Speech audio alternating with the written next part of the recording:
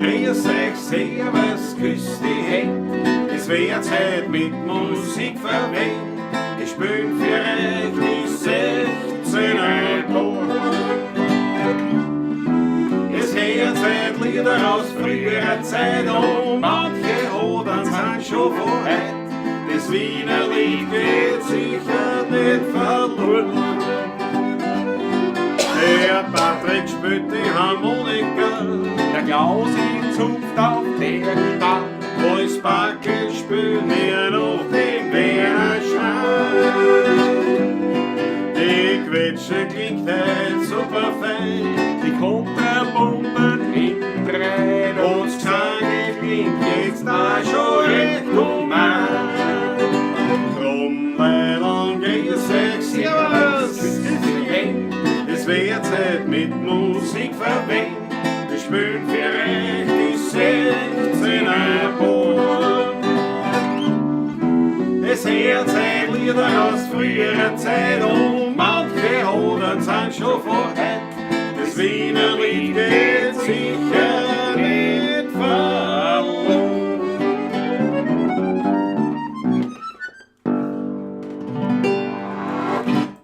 Grüß euch Gott, meine Lieben, wieder mal zur Pavlatschen aus dem Studio Donaufeld bereits wieder, so wie letzte Woche auch schon. So schaut's aus. Sind wir wieder da. Grüß euch gut auch von meiner Seite. Weißt du, wie viele Pavlatschen ich 228. ist das heute. 228. 228 Mal hast du jetzt da schon. Grüß euch, servus, grüß die Hände. Und 228 Mal, nein, jetzt wollte ich sagen, wird schon Wein getrunken. Das stimmt ja gar nicht. Wir haben ja begonnen mit Fronkade damals. Wobei, wie wir die Pavlatschen begonnen haben, glaube ich, haben wir da... Ja, aber da waren wir drüben im Studio. Da haben wir da nichts haben getrunken, wir sind auch lauter runtergefahren. richtig. Ja, Wir klar. haben ganz am Anfang, Ganz bei den ersten, bei den allerersten Livestreams, die wir gemacht haben, die haben wir bei mir gemacht in der Klause. Ja. Ja, da haben wir dann eine Flasche Wein aufgemacht. Da war das herum. Und dann haben wir Fronkade getrunken. Also ich kann nicht einmal sagen 228 Mal Wein. Kann man nicht sagen. Aber über 200 Aber- Mal, weil ja, so viele ja. Sendungen haben wir dort nicht gemacht. Das nicht gemacht, ja, genau. Das haben wir dort nicht gemacht. Kurze Begrüßung, eine in den Chat. Grüß euch Gott, der Ulrich ist da, Susanne Fabra, Trepferbad, Schoß und der Mama. Werden wir schauen heute. Peter Brachtl ist da, Rudi Korbes, Rodolfo Corbezzo. Jawohl, Jawohl. grüß Gott, Rudi. Michael Unger, Raffi, Franz M., pavagistische Grüße in die Runde. Diesmal wieder aus 1170 auf der Terrasse. Da schau ja. Jawohl, Sehr schön. jawohl. Peter Brachtl, was aus 79, 23, 5? Oder was? Fritz Stadtguss, unser Grausenniger, selbstverständlich am Start. Ludwig Sass ist da. 10. eigentlich Bier noch knapp. Ländermatch, Spaß jetzt am Tag, ja, das hätte heute passt, gell? Aber das Lied ist sogar ein paar Mal gewünscht worden und die haben gesagt, ich lerne es mir nicht ein, weißt du warum? Es ist viel Text, es ist eh leiwand, aber im Prinzip jetzt wirklich nur für die Leute, die halt Fußball von früher Kind Von früher Kind haben, ja. Ansonsten ist es, glaube ich, nicht so ein Reißer, aber nein, es ist nicht so ein aber eine gute Idee, grundsätzlich natürlich, wäre es schon. Was war im Lied ist Österreich und Tschechoslowakei. Tschechoslowakei, ja. Nicht einmal Nicht einmal die die gibt's mehr. gibt's mehr. Die Mege ist da, grüß dich Gott, Daniel Schlegel. Wieder zum Trauten zu Hause daheim. Seid gut heimgekommen, sehr gut. Alexandra Kaberach ist da, servus. Aus Konstanz, was der Patrick aus Konstanz, ja, ich kenne mich aus, meine Liebe, ja. Bei Miami. Jawohl. Markus Volker, guten Abend miteinander. Markus Guten Volker, Abend, grüß dich Gott. servus.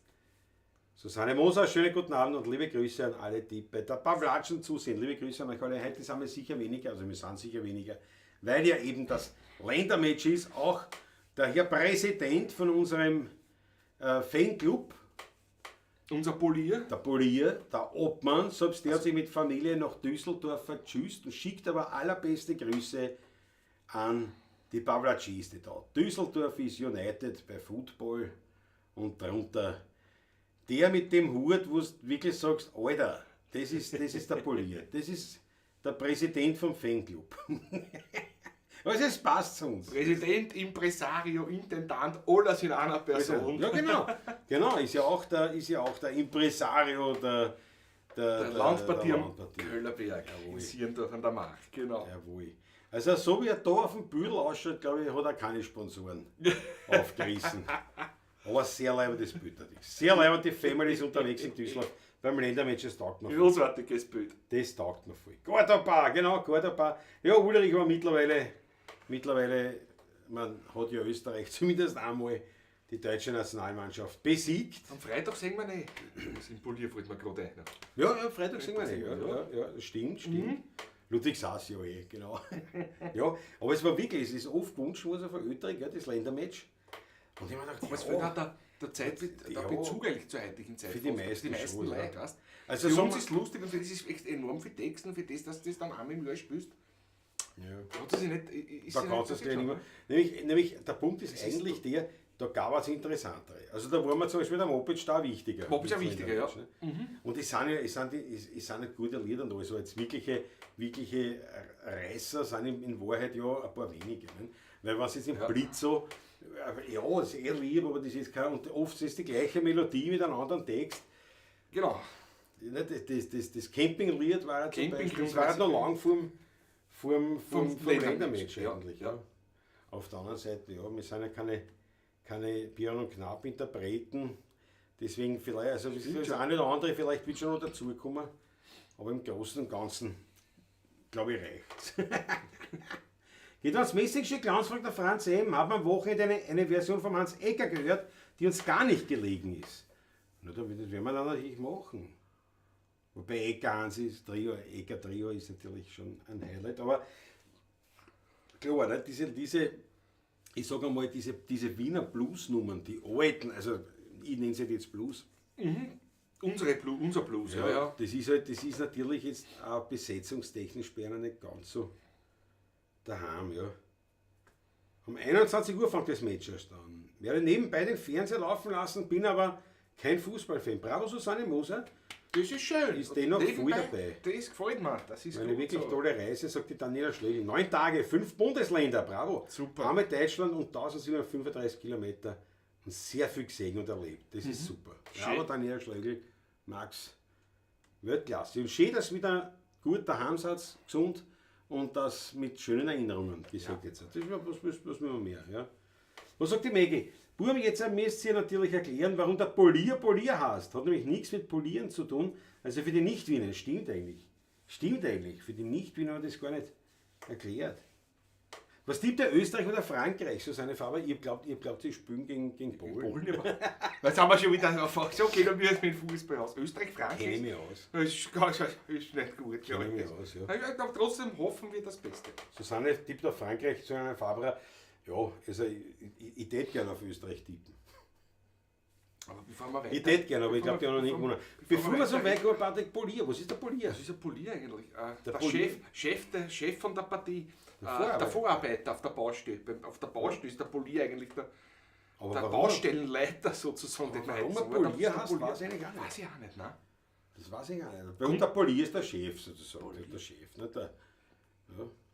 Aber ich weiß gar nicht, vielleicht weiß es die Mägel. Vielleicht heißt die Mägel, möglicherweise kommt das wieder aus dem Jiddischen vielleicht sogar. Oder es auch irgendwo, Schwer zu sagen. weiß ich jetzt das ist Vielleicht war es die Mägel oder was für andere, aber Ja. jetzt da können wir natürlich zum Wein übergehen. Patrick, bitte um deine Ansprache. das erste Mal jetzt in diesem Jahr. Aber das mache ich, da nehme ich die Ski auf. Na, bitteschön, ja, dass Nimm ich mir gut die im Ski Bild bin, das gefällt Ja. mir noch besser. Das erste Mal in diesem Jahr. Das ist falsches Kamerakind Klausi muss ich. Jetzt sag jetzt, bitte Das nochmal. erste Mal in diesem Jahr und nicht zum letzten Mal, muss ich ehrlich sagen, ein Wein von unserem Manfred Taschler aus dem Kallenberger. Da fahren wir ja seit 20 Jahren jeden ersten Donnerstag im Monat spielen und das ist jetzt unser Winzer Dauertester für die nächsten, naja, 3 Sendungen. ich glaube 10 Sendungen, weil wir haben 10 verschiedene Weine von ihm bekommen und heute starten wir ganz unverfänglich mit einem Pizzante, sprich einem Frizzante, der aber Pizzante heißt. Sehr gut. Ich greife Du hast das mitgenommen in einer Kühltasche. eingekühlt, nicht? Yes. Jawohl, das Etikett ist vielleicht mehr. So, Pizzante 2023. Es ist alles noch gar raus. das war gar gemacht. ausbessert worden. Das war wie es gar gehört. gemacht, nämlich weil das war so, ja. 12% aus Österreich wird Berlin trocken. 12 Volumensprozent. Ich öffne Fuß. Okay. Wunderbar, schaut sich das an.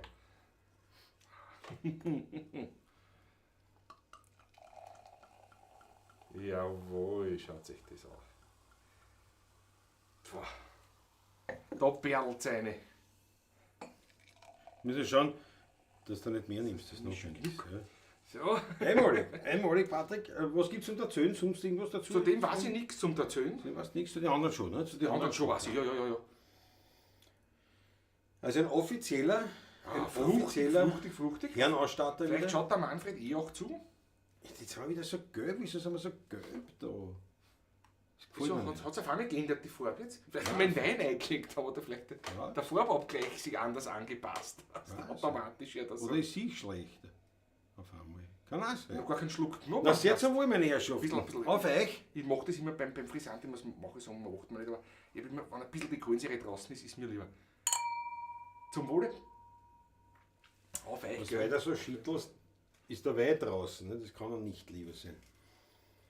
Frizzante vom Taschl aus dem Kohlenberger Dorf. Weltklasse. Wow, fruchtig. Wow, gut.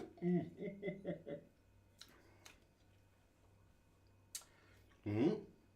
Gut, aber halt super zum Singen, ne? Mit der Luft. Mit der Luft da. Oh, Ja, passend zum Sommer. Herrlich. ein wunderbares Sommergetränk. Gut, das ist zum Gewinner. Der Fritz hat Stadt gesagt, bei uns heißt es Apolier. Und auch sehr leicht, nicht schwer. Taugt mir. Gefällt mir. Super guter. Gute Geschichte. Manfred Aber wieso Geroner. heißt es jetzt Pizzante und nicht Das weiß ich Frizzante? nicht, wieso das Pizzante heißt. Der Manfred wird uns das noch ausdeutschen, hoffe ich. Hof ja. Die Maggie hat schon in Polier ausdeutscht. Aufsehen einer Gruppe von Maurern vom französischen Parleur sprechen. Laut Peter Wehle. Parlieren. Der Parleur. Aha. Der einzige, der reden hat können. Für Spätmitteloch und Deutsch Parlierer, Sprecher, sagt der Ludwig Sass. Der Fritz hat ihm gesagt, bei einer heißt es auch. Ah, das war der, Parlier. na, der hat einfach gesprochen, weil er alle eingeteilt hat. Der hat gesagt, du machst das und die anderen haben einfach Hackel. So stellt sich das der Patrick halt vor, nicht? Die Bezeichnung Polier stammt vom französischen Wort Parlier ab, das vom Verb parlieren abgeleitet ist. Ich habe abgeschrieben. Bravo Susanne Moser. Ja. Ja. Der Polier, vom Sprechen. Das ist ja nicht am Interessant, wenigsten das war ich auch, nicht gekommen. Gar Also nicht ins Französische gekommen war vom Polier zum. Man Palais ist schon klar, Ja. nicht? Polier, aber dass das der Aufseher, der redet. Und das Nicht der Hakeldings, der redet. Parlez-vous français? Und du fragst, sprechen sie Französisch? Ja, oder? der Aber dass das vom Polier Das passt. Palais Auf das sprechen habe ich heißt, nicht das weiß ich noch aus Französisch. Aber, Polier war ich nicht gekommen. aber eben der. Ja, interessant. Sehr interessant. Vor allem, weil Polier, da kann Polier wirklich reden gehört. nur zuschauen. Das müsste eigentlich der Zuschauer sein. Das ist dazu Also sehr. nicht der Palais, sondern der Vendée, nicht? Der Sehende. Ich glaube, Vendée oder so, wie heißt das Schauen. Ich hatte nie Französisch. Ja. Ich glaube Vendée. Oder Video. Das Video, ja. Mhm. Video ist so irgendwie. Das war nicht logischer. Das ist ja offenes Fenster, gell? Ja, bisher auch. Aber es dampft ja. Es war logischer. Der Zuschauer, das war der Polier. Aber ja, auf jeden Fall ist bei uns der Präsident. Das schauen wir uns gleich nochmal an. Unser Polier. Ist schon leibend, oder? Rechts von ihm die Natascha, die ist da der Machercheck. Das ist die dann tut. Das ist nicht der Polier, das ist die dann tut. Aber jetzt, wenn Franz M., wenn es Messingschick glanzt, Aber ja. der Wähler wird schon stimmen, ja. Also Peter Ja, Wähler so- ist eine sehr zuverlässige Quelle. Absolut. Da wird das schon stimmen, ja. Aber mich wundert es trotzdem, weil ihm der Polier, eben ja, erstens, warum ist es im Französischen? Gut, okay, gibt es bald einmal was, aber nicht so üblich, und dann eben, weil eben der Aufseher einer kleinen Gruppe, Der Ludwig Sass schreibt ja, der Sprecher für die Gruppe ist der Vorarbeiter, weil er mit dem Architekten Bauherrn spricht. da schau her, das ist ja Ja, nicht das logisch dann. Rosensteiner Fragen. Das ergibt dann natürlich einen Das ist Sinn, ja. natürlich auch so. Ja, Fragt einen Chemiker, warte. ja. Schau, der Uli sagt, der örtliche Sportclub beim geschätzten Ralf von Swondratschek heißt Olympic 72. Dort war der legendäre Erstkontakt mit den 16er Buben, ja. Ja. Soweit ich mich erinnern kann. Der Heimweg zum Ralfons war natürlich. Ist ja bergab gegangen. Ja, Gott sei Dank, Gott sei Dank, Gott sei Dank.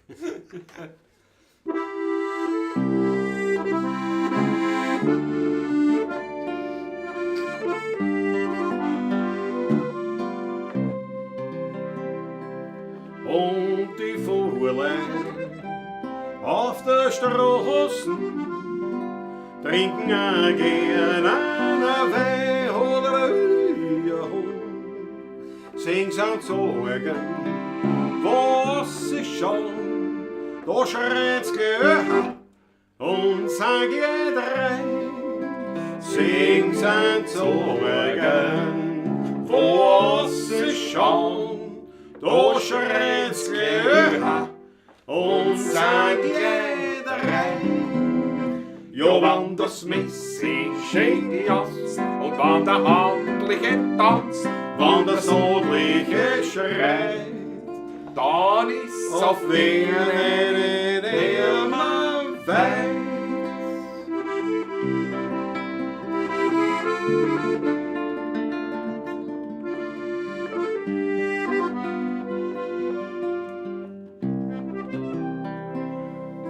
Und vom Vater seit Zeigen steht nur drinnen ein Grab oder ja. Und das eine kann ich sagen, dass noch kein Schönes nie gesehen hab. Und das eine kann ich sagen, dass noch kein Schönes gesehen hab. Ja, wann das Messing schön glanzt und wann der Handliche tanzt, wann der Sodliche schreit, dann ist's auf wen der man weiß.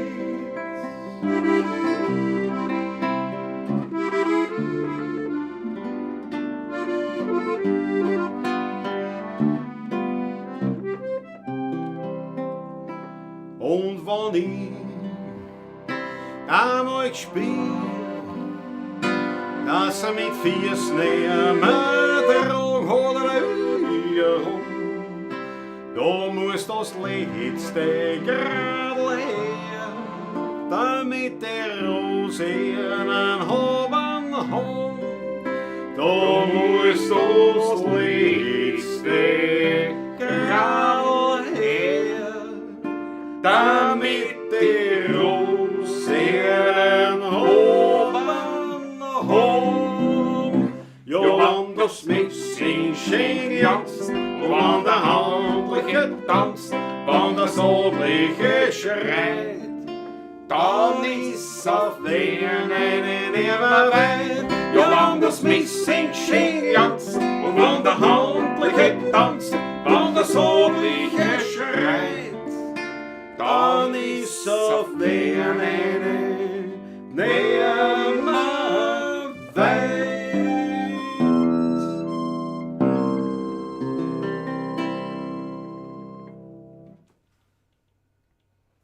Aber ich sehe da noch jede Menge Achteln reinfliegen. Die Achtler von eine, die Achtler von eine. Jawohl. Das ist wunderbar. Ist ja eine wunderschöne Nummer. Ist Absolut. uns auch sehr gut gelungen heute. Vom Feeling her. Vom Feeling her. Kann man nicht sagen. Ich habe vom Feeling her ein gutes Gefühl. Ja, vom Feeling. Aus Feeling, was der wird, Prost. Ist eine schöne uralte Nummer, ja. Susanne Moser sagt, der Polier ist das Bindeglied zwischen Baustelle oder des Bauabschnitts, das Bindeglied zwischen der Baustelle und tätigen Arbeitern der Firmenbauleitung fungiert. Na, habe ich die Ehre. Das ist aber der Klassensprecher quasi. Der Polier ist quasi der Klassensprecher. Ja, ja, ja. So sehe ich das. Franz Hemschau, danke, das tut gut. Schaut, der Georg Scheuer ist auch da gut eingeschlagen. Der war Georg, servus. Bravo, Ulrich. Maggie sagt auch, ja, trinkt viel Verantwortung. Ja, der Polier ist halt der. Das ist der halt sagt den anderen, was er tun muss eigentlich. Ne? Ja, nicht ganz so wie schreibst den Bauleiter. Der Polier ist meist der Baustellenchef, der Maurer. Ja, eben, gell, der Polier ist nicht zwangsläufig, ist nicht zwangsläufig das Gleiche. Das glaube ich auch, ja. Also so von den Hakel, was ich mitgekriegt habe. Weil da hat oft, das war so, was ich gesagt habe, der Polier, da hat der immer gesagt, na warte, ich muss warten, bis der Polier kommt. Aber das war eigentlich der Parteichef, Parteichef, ja. sozusagen. Ja, der Parteichef, und der Polier war gar nicht mehr da. Jawohl. Dann ist der Partier, eigentlich der Parteichef ist der Klassensprecher und der Polier ist eigentlich der Schulsprecher. Der Schulsprecher, ja. Sozusagen, ja. Ja. Aber wir sind noch lange bei keinem Professor oder einem Lehrer. Wir sitzen nur bei den Leuten.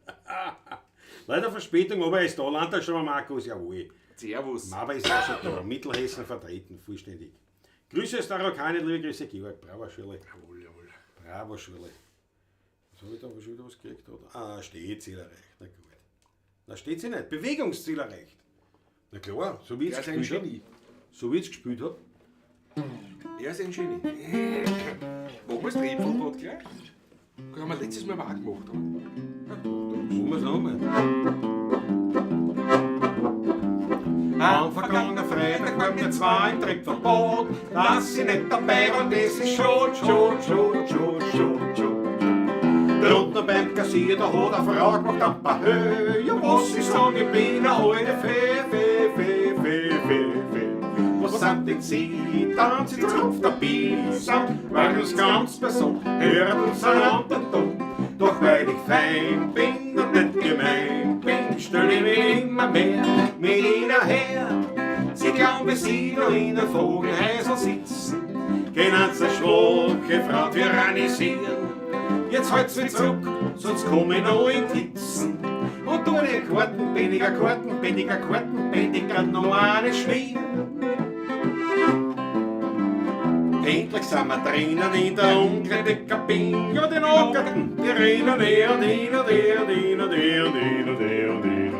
Einer von den Ackerten, der ist nämlich viel. Sie freut schon, dass es wie ein Röntgenbild. Sie sind Gedränge in der Menge und keiner weiß, wer gewiss ja welcher Versegner ist. Sie ist wie ein Haus mit Singelschuhe, außer uns ein Nebenmann, der zieht uns wieder an. So, jetzt probieren wir's heute einmal mit unseren Hosen. Kommen wir's drunter, uns der Nachbar wieder rein. Wir kriegen einen Zorn muss zum Großen.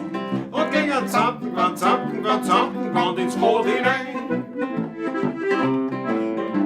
Der Gefühlte, der kommt rein, steigt mitten auf den Saft. Der Längste haut's am hin und der ist baff.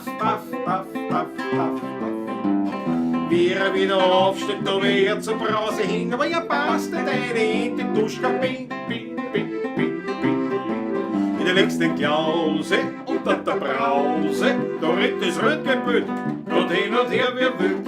Sie ist ein Verhängnis, dass er so dünn ist, wie nicht zum Abfluss rutscht, dann ist er futsch. Jetzt macht's einen Pumper, mit zwei so furchtbar zusammenzuckt. Hör den Gefühl, hat's grad wieder einmal hin. Die ganzen Brausen sind verbunden, die wenn's auch nicht druckt. Das ganze Trittverbot, das ist jetzt hin.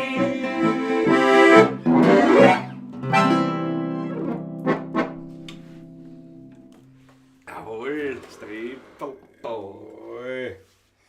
Wunderbar. Das ist eine Frage. Haben wir das letzte Mal nicht gespielt, aber da war ich stimmlich so stark Ich angeschlagen. habe gedacht, sie haben es dann gespielt, aber nicht zweistimmig gesungen. Nein. Ich habe ja auch die erste. Das haben wir auslassen. Nein, habe ich gesagt, das lassen wir gleich aus. Oder Das so. haben wir gemeint.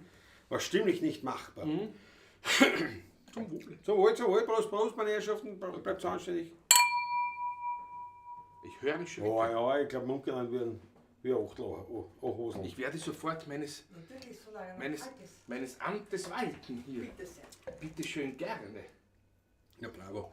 Aber darfst. Danke, Ich kriege in der Früh kriege ich meinen Kaffee von dir und jetzt kriegst du einmal von uns was zurück.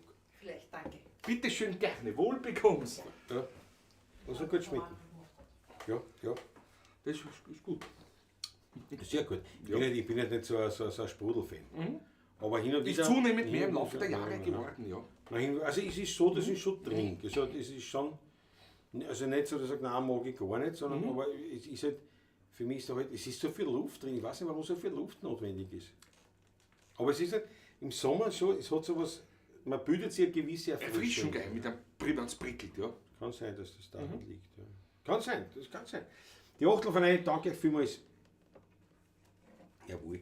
Und jetzt aber so, was wir jetzt machen, weil jetzt sicher noch die Achtel vom Rudi Korb ist. Und beim Taschler, wenn der Rudi da ist, spielen wir immer wieder aus, so war es einmal draußen da alles.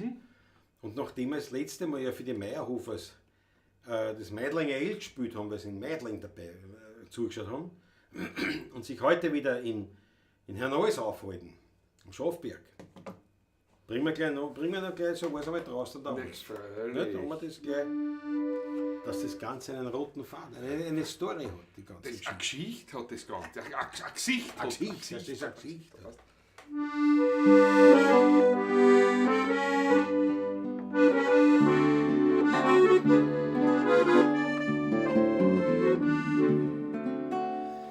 So war's einmal draußen an der Reus, im freundlichen, schönen Herneues.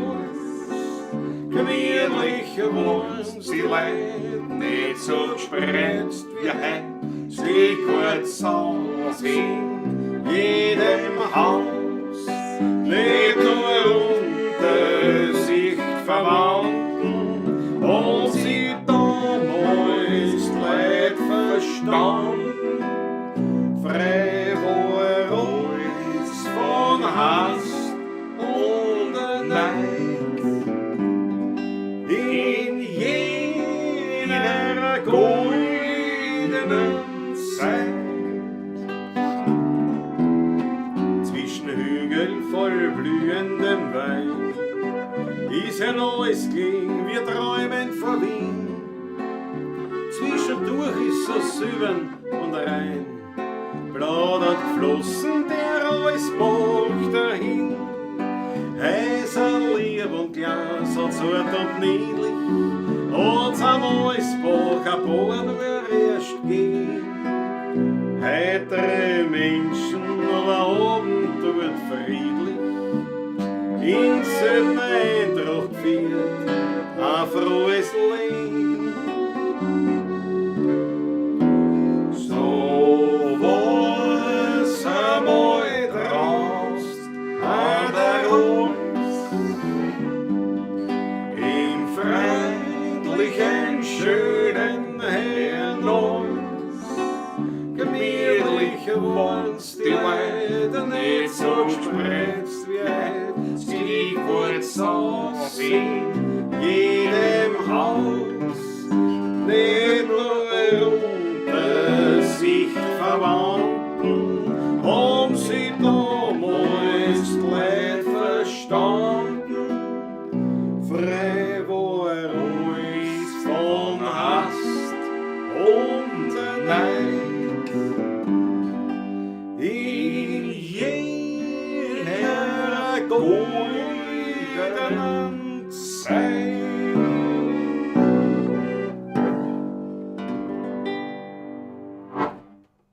Jawohl. Eine wunderschöne Nummer. Ich komme da fast nie zum Spiel. Ja, beim Taschler Ja, nie. beim Taschler komme ich nie. Das spielt der Rudi. Da ist natürlich, das ist selbstverständlich. Ja, spielt der Rudi. Das mag ich gern, weil der Rudi hat also mir gefallen besonders die, wenn ich mit einem Rudi spiele, besonders wirklich so diese Blues-Geschichten, also diese Wiener Blues-Geschichten, die alten Sachen. Das ist natürlich, weil das einfach, ja, das hat einen besonderen Vibe. Ja, genau. Ich weiß nicht, ob man das sagt, Vibe, aber Fiebe. ja, Ja, das hätte ich gemeint, nein, nicht Vibes. der Das Fiebe. Vibes-Bild habe ich nicht gemeint. Ne? Sagt man heutzutage nicht mehr. Jawohl. Die Achteln für eine, ja, Achteln für eine. das gefällt mir. Der Herr Schläger sagt, wir haben gestern Abend auch ein paar hervorragende südsteirische Weine getrunken. Das glaube ich nicht. Gamlitz, ja, Gamlitz, bis nach Hallo. Selbstverständlich. Da wird mal eine Hochzeit gespielt, gell, Gamlitz? Ja, eine berühmte Hochzeit. Für uns sehr berühmte Hochzeit, ja. 2 Tierärzte haben geheiratet. Eine Tierärztin und ein Tierarzt, ja. Eine Tirolerin und ein Wiener. Im Weingarten. Im Weingarten, ja. In Gamlitz. Und als besonderes Wunschlied haben wir gespielt zum Abschluss der Zeremonie. Einer, die wir es machen. Aber jetzt machen wir gleich.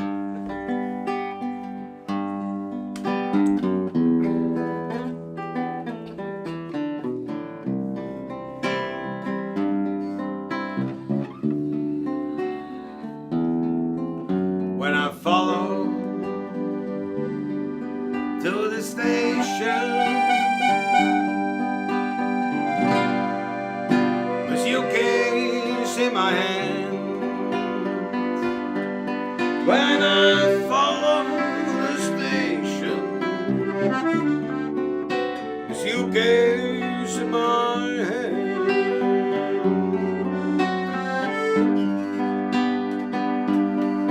Well, it's hard to tell, it's hard to tell, but all my love is in vain.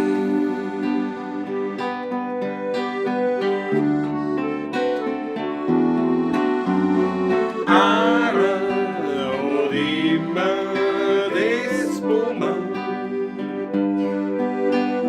Ara moisima valir. Oh, I hold really long this woman, very funky, a stiff can't be. Oh, my love,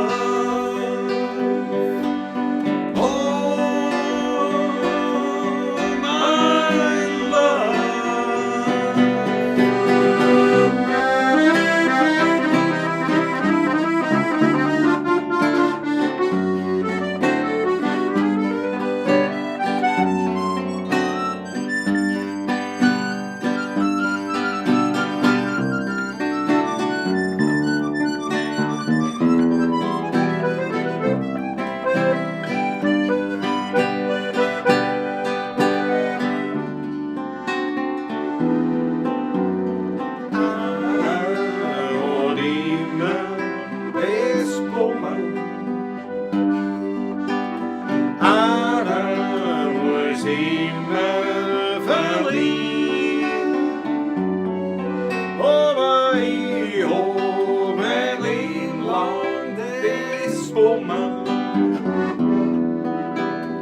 Very funky, a stiff can't be.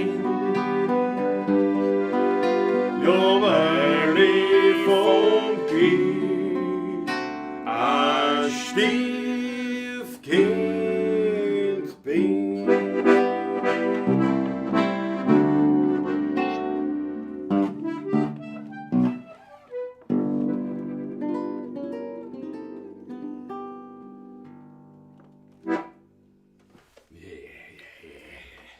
Jawohl. Horst Johnson Horst Johnson. oder kann man sagen. Robert J. Kmiller. Jawohl. Erdem Heinrich, liebe Grüße aus Baku. Ab 7. Juli bin ich in Wien. Ja, bravo. Grüß dich. Aber Erdem, Weltklasse. Weltklasse. Ab 7. Juli, ne? Schau. Susanne Moser hat heute vielleicht der Herrgott aus Stau auch wieder mal Platz in eurer Sendung. Wer ist das schon? Nur machen wir. Dann machen wir gleich. Davor müssen wir einen Schluck trinken, weil der Georg Scherer schreibt Österreich, Frankreich 3:1. Ja, die spielen erst am 9, oder? Ja, ich glaube, meine spielen die erst.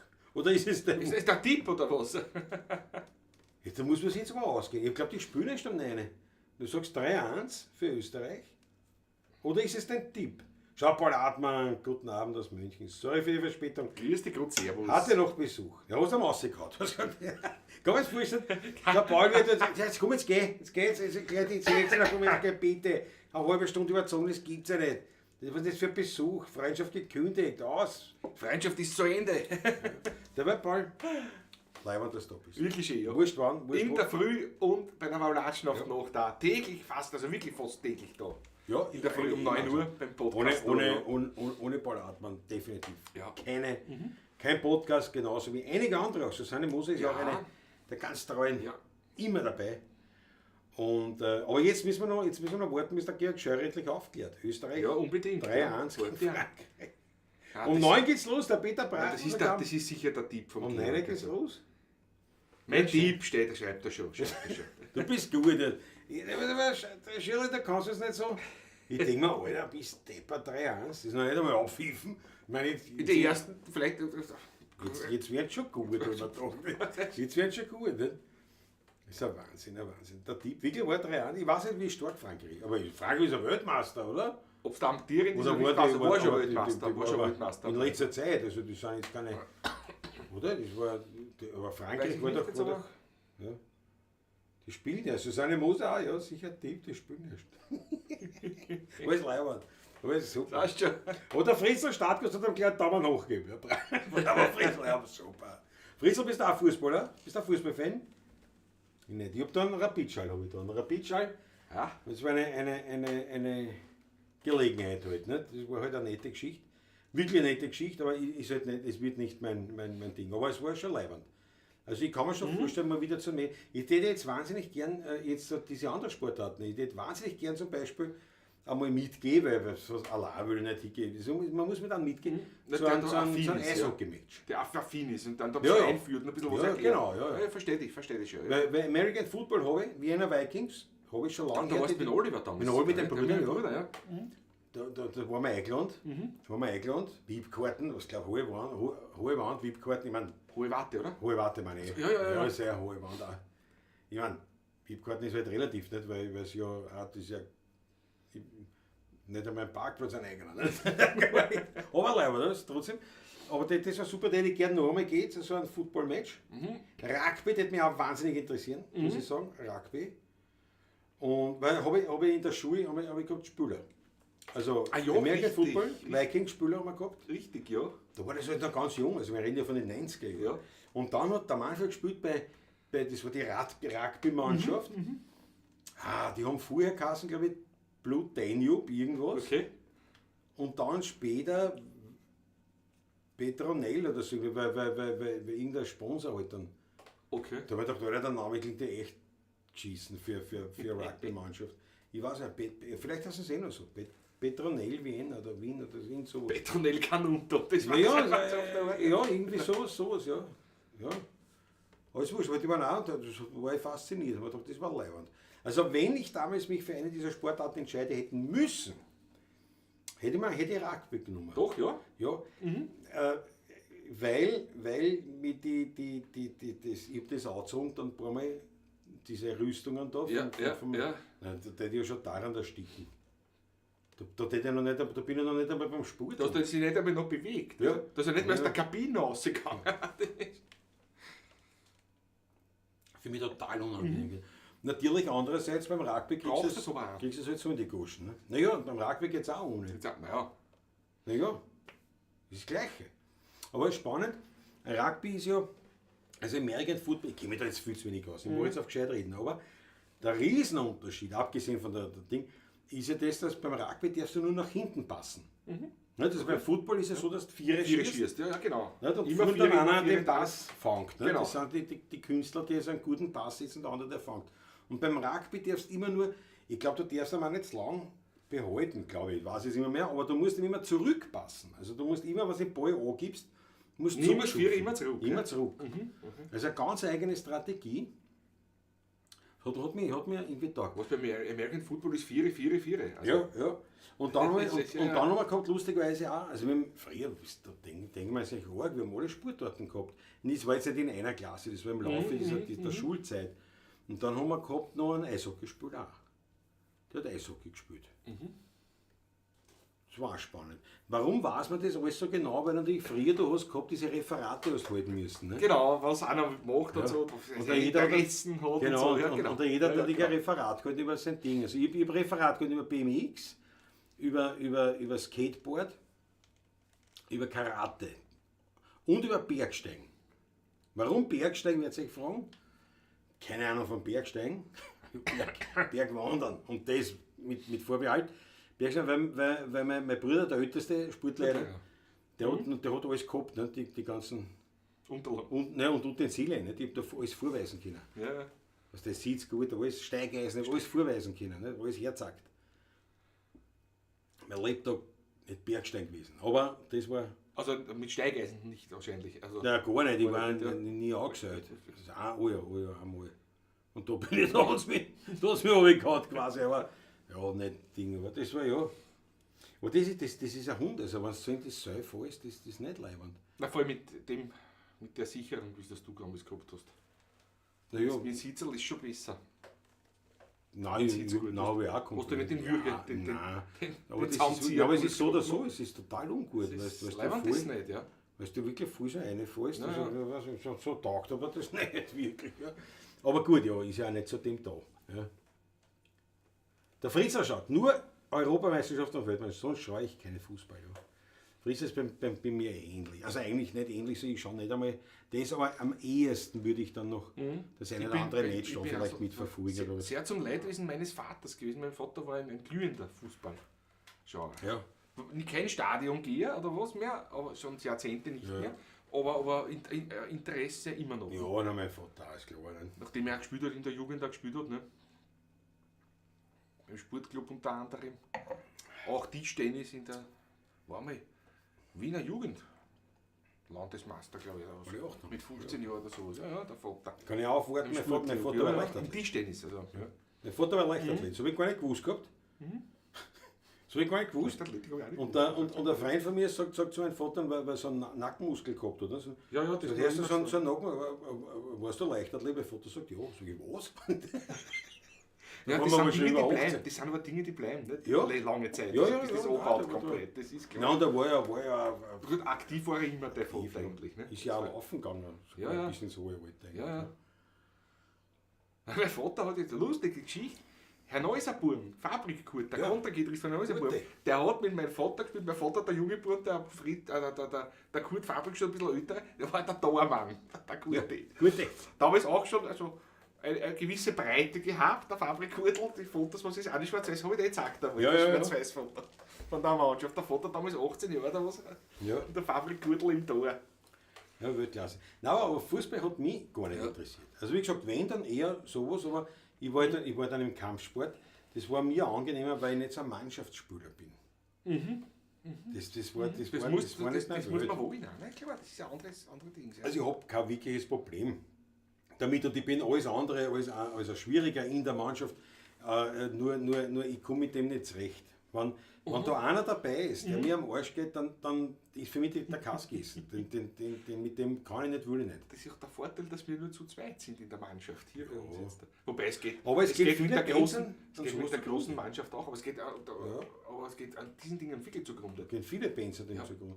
Wobei halt natürlich, ja, wenn man so aufwächst, ist wieder was anderes. Nein, aber so beim Mannschaftssport, ich weiß nicht. Es hat sich nicht ergeben, sagen wir es so. Das ist fast die korrekteste Aussage. Es hat sich nicht ergeben. Wird ergeben, ja. Und weil Fußball hat mich nicht interessiert, was anderes. Für Basketball war jetzt klar, das hätte mich interessiert, war jetzt klar. Volleyball-Mannschaft, Das gut. war schon gegangen. Jetzt muss ich sagen, ich war ja gut auch nicht. Dann macht es aber auch keinen Spaß, nämlich dann. Nicht? Naja, den anderen vor allem nicht. Ja, nein, gar nicht. Nicht? Wobei ein paar Gefühle habe ich schon gehabt. Nicht? Also ich hab das schon, das war nicht so zuwider, aber halt kein, ja, ich war kein Sportler, ich habe kein Kondi gehabt, nichts. Nicht? Ich bin Ball freiwillig angegeben, weil ich keinen Atem mehr gehabt habe. Nicht? Wobei das hätte sich bald gegeben wieder. Nicht? Also, Ja, wieso? Das habe ich gespielt, da hat sich gar nichts ergeben. Was mir Sport gemacht habe mit der Schule, bis der BMX gefahren alles. Aber da war ich jünger, da war ich noch jünger, das war in der Kindheit. Nein, aber so dieser Sport, aber eben wie gesagt, also Rugby hätte mich schon noch mal interessiert, dass ich mit wem hingehe. Eishockey unbedingt, auch Football natürlich nochmal und Fußball sicher auch nochmal. Nicht? Also, aber ja, das habe ich jetzt einmal gesehen, war spannend, war lustig. Ich kann mir das echt vorstellen, jetzt so wie in Düsseldorf, nicht? Wenn du sagst, du bist eine Partie und du gehst dorthin, da war die mit großer Freude dabei, nur ich tät mir nicht die Karten schon im Vorfeld besuchen und das alles, und dann hast du ja keinen Platz mehr. Nicht? Dann bist du na, nicht so mehr viel dabei. wert ist es mir nicht. Also, Nein, das ist ja, auch nicht die Priorität eigentlich Nein. für mich. Nein. Nicht? Also, das denke ich mir, nein, irgendwie, nein. Das wird zu viel für das, da haben wir zu viel, gell? Weichert ist da, nein, Servus. Weichert ist da richtig gut. Na gut, pass auf, was reißen wir ab, Patrick, darfst du was wünschen? Was reißen wir an? Darfst du was wünschen einmal? Ich wünsch dir was. Ja, Wünsch dir was. wünsch dir was. Was willst du denn haben? Meine Bahner. Von mir aus, dann würde ich das machen. Weil es momentan gerade so bei mir Bitteschön, ja. bei so Zwicht und Zwag. Weißt du?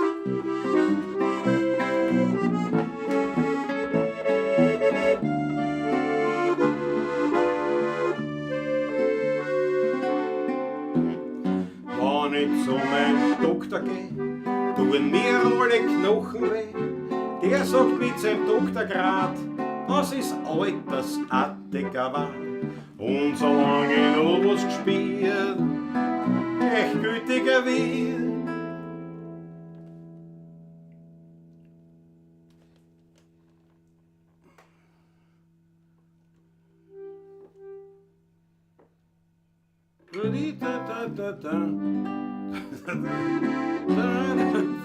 Keine Ahnung, wie das weitergeht, der Text. Ja. Himmelfix, ich spiel die Bahnen, dass ich glaub, ich muss schon weinen. Allweil tut mir alles weh, wenn ich zu meiner Wirten geh. Mit die alt gedienten Knochen komm ich langsam angekrochen. Und ich schaff mit letzter Kraft noch den Weg zur Gastwirtschaft. Dort jedoch, es ist ein Wunder, geht auf einmal alles unter, was mich grad noch geschnürt hat. Und ich fühl mich gleich kommod, 3, 4 Glaser oder mehr, stell meine Gesundheit wieder her. Und ist dann das Wirtshaus aus, geh ich pumper gesund nach Haus.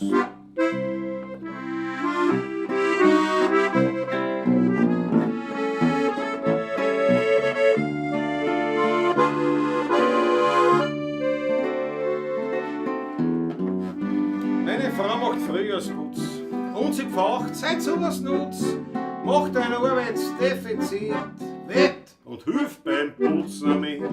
Nimm den Besen und kehr auf, putz die Fenster und darauf, späß den Mist weg, doch ich schau sterbenskrank zu meiner Frau. Himmelfix, ich bin die Bahner, dass ich glaub, ich muss schon warnen, aber tut mir alles weh, wenn ich zu meinen Wirten geh.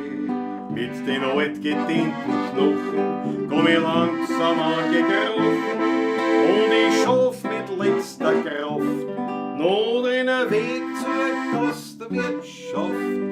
Dort jedoch, es ist ein Wunder, geht auf einmal alles unter, was mich grad noch gestierlt hat. Und ich fühl mich gleich kommod, 3, 4 Glaser oder mehr, stellen meine Gesundheit wieder her. Und ist dann das Wirtshaus aus, ja geh ich pumperl gesund nach Haus. Ja, oi, meine Bahner, oi, oi. Na ja gut, das ist kein Wunder, Naja, weil ich in kein- Glas, ich habe nichts in Glase. Naja.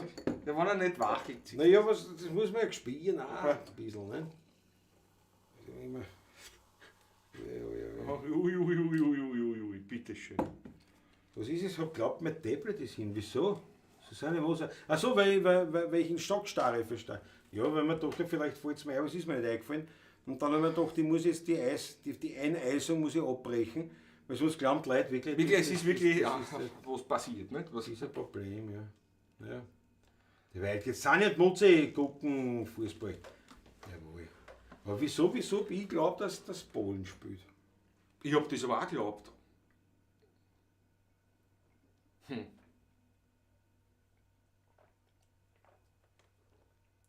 Komisch. Keine Ahnung, meine Lieben. Er trinkt nicht so gaches Wasser erst. Ich Der weiß. stürzt einen Becher Wasser Ein hinunter. halbes Glas Lex habe ich Die geschaut. trifft der Schlag noch nachher erst. Da sind schon Kaiser gestorben, was in der größten Erregung ein kaltes Glas Wasser hinunterstürzt. Karl der Sechste Ja. ist so gestorben, mein Lieber. Aber ich glaube, Der auf der Jagd da dann Durst gehabt, hat dann ein Glas Wasser getrunken und ist gestorben in der Nacht. aber ich glaube, es sind mehr Eirigen-Musiker. Auf Wasser gestorben ist Kaiser. Ganz ehrlich, aber das habe ich jetzt alle gestessen, wie ein Einser. Wie ein Einser. Todesmutig, Ja. todesmutig. Na, aber hallo. Habe ich noch einen Wunsch? aber Was hast du? Wir sind ja und Mutzi da sind. Vogel? Vogel, oder? Ja, siehst du, an den Herr der Stamm müssen wir dann noch für die Susanne bringen. Oh ja, machen wir auf jeden Fall. ja, machen wir auf jeden Fall, ja, dass wir nicht vergessen. Machen wir das Vogel. Ich bin dabei.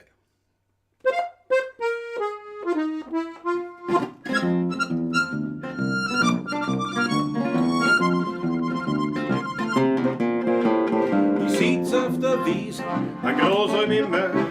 Die Box sind zerrissen, ich find nix dabei. Ein Schmetterling fliegt mir um die Nasen her. Ein Fink frisst ein Fliegen, aber ich pfeife nicht drum. An der Arbeit denk ich nicht einmal mehr im Traum.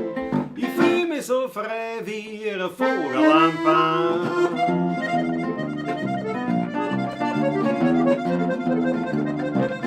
Da kommt der schönste Ernl am Waldweg daher, da spring ich verfreit. Ja, was brauch ich schon mehr? Zwei Eigerl schon fest in die Männer hinein. Wir sagen, sie möchte einige sein, aber noch ein paar Puzzle, sag ich, geh schön heim. Ich bin lieber frei wie ein Vogel am Baum. Papa, geh nicht das Jahr tören, lass es zwitschern.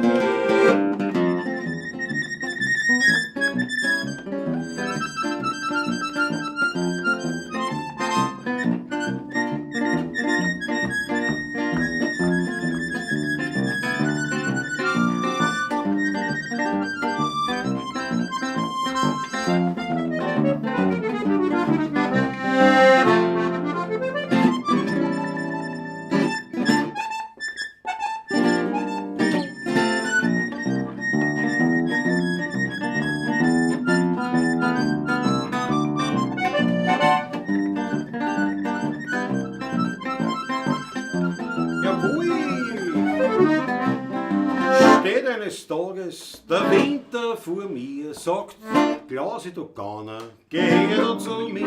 Dann mach ich noch einmal die Augen fest zu, sich wieder vor mir die schöne Natur. Denn draußen im Grünen, da war ich daheim, da hab ich mich gefühlt wie ein Vogel am Baum. Noch einen Nachschlag, bitteschön, jawohl.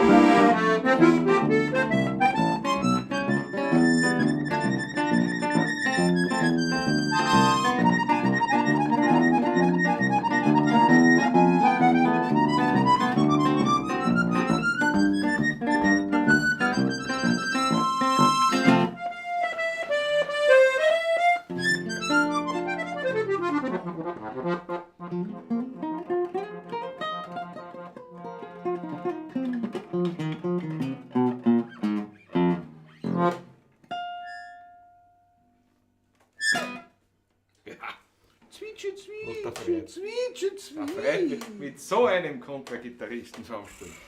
Macht er nicht, der Freit. Das ist genussreich. Ich spiele auch gerne mit mir, muss ich echt sagen. Das ist wirklich leibend, weißt du? Freut mich, Ja. beruhigt ich auf Gegenseitigkeit nochmal. Das Lied spielen wir jetzt sicherlich schon Muss man gleich Wasser einschenken. 25.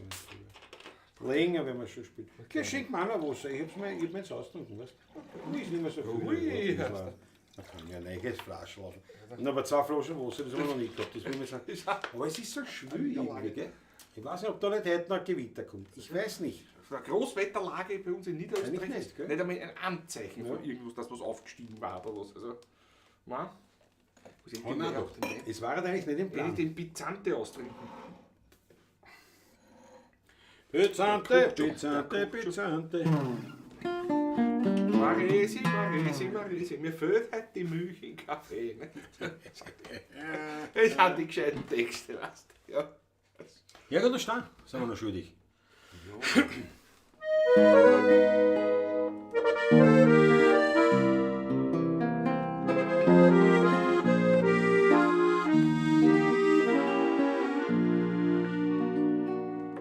In Ottergrind raus, in ein uralten Haus, in ein Hof in der Speckbucher Gossen. Da ist klein ganz verstaubt, seiner Zierde beraubt, ein Herrgott aus Stahl ganz verlassen. Ich hab ihn entdeckt und als Kind dort versteckt, mein Kindreal unter meine Stuhl. Denn die größeren Bauern waren auf die Stollen wie den Ohren. Das Kindreal hätten sie mir gestohlen. Herrgott, da stand du nur allein, hast mich als Bibel verstanden. Du hast mein Besitz immer beschützt, bist du wie ein Freund davor gestanden. Oft hab ich geweint und mich an dich gelangt, denn Kindersorgen sind groß. Herrgott, aus Stahl, du nur allein, du warst mein einziger Trost. Ja, das ist schon lang her, von dem Haus steht nichts mehr, und der Ring hat sich verändert.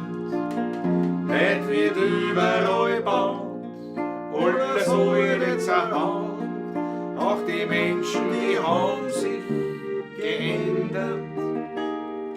Ich fahr öfters noch raus, denn meine Mutter wohnt raus, und wie ich so hingehe zu ihr, da liegt ganz verlassen, zerschlagen auf der Straße, mein steinerner Herrgott vor mir.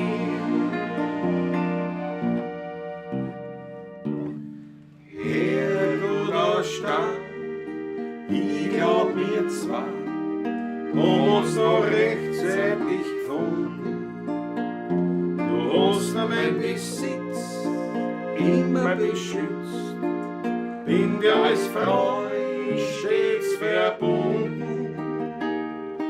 Ich trag die Hand und bieg die Zahn, sind deine Schmerzen auch groß. Herrgott, aus Stahl, du nur allein, du warst mein einziger Trost.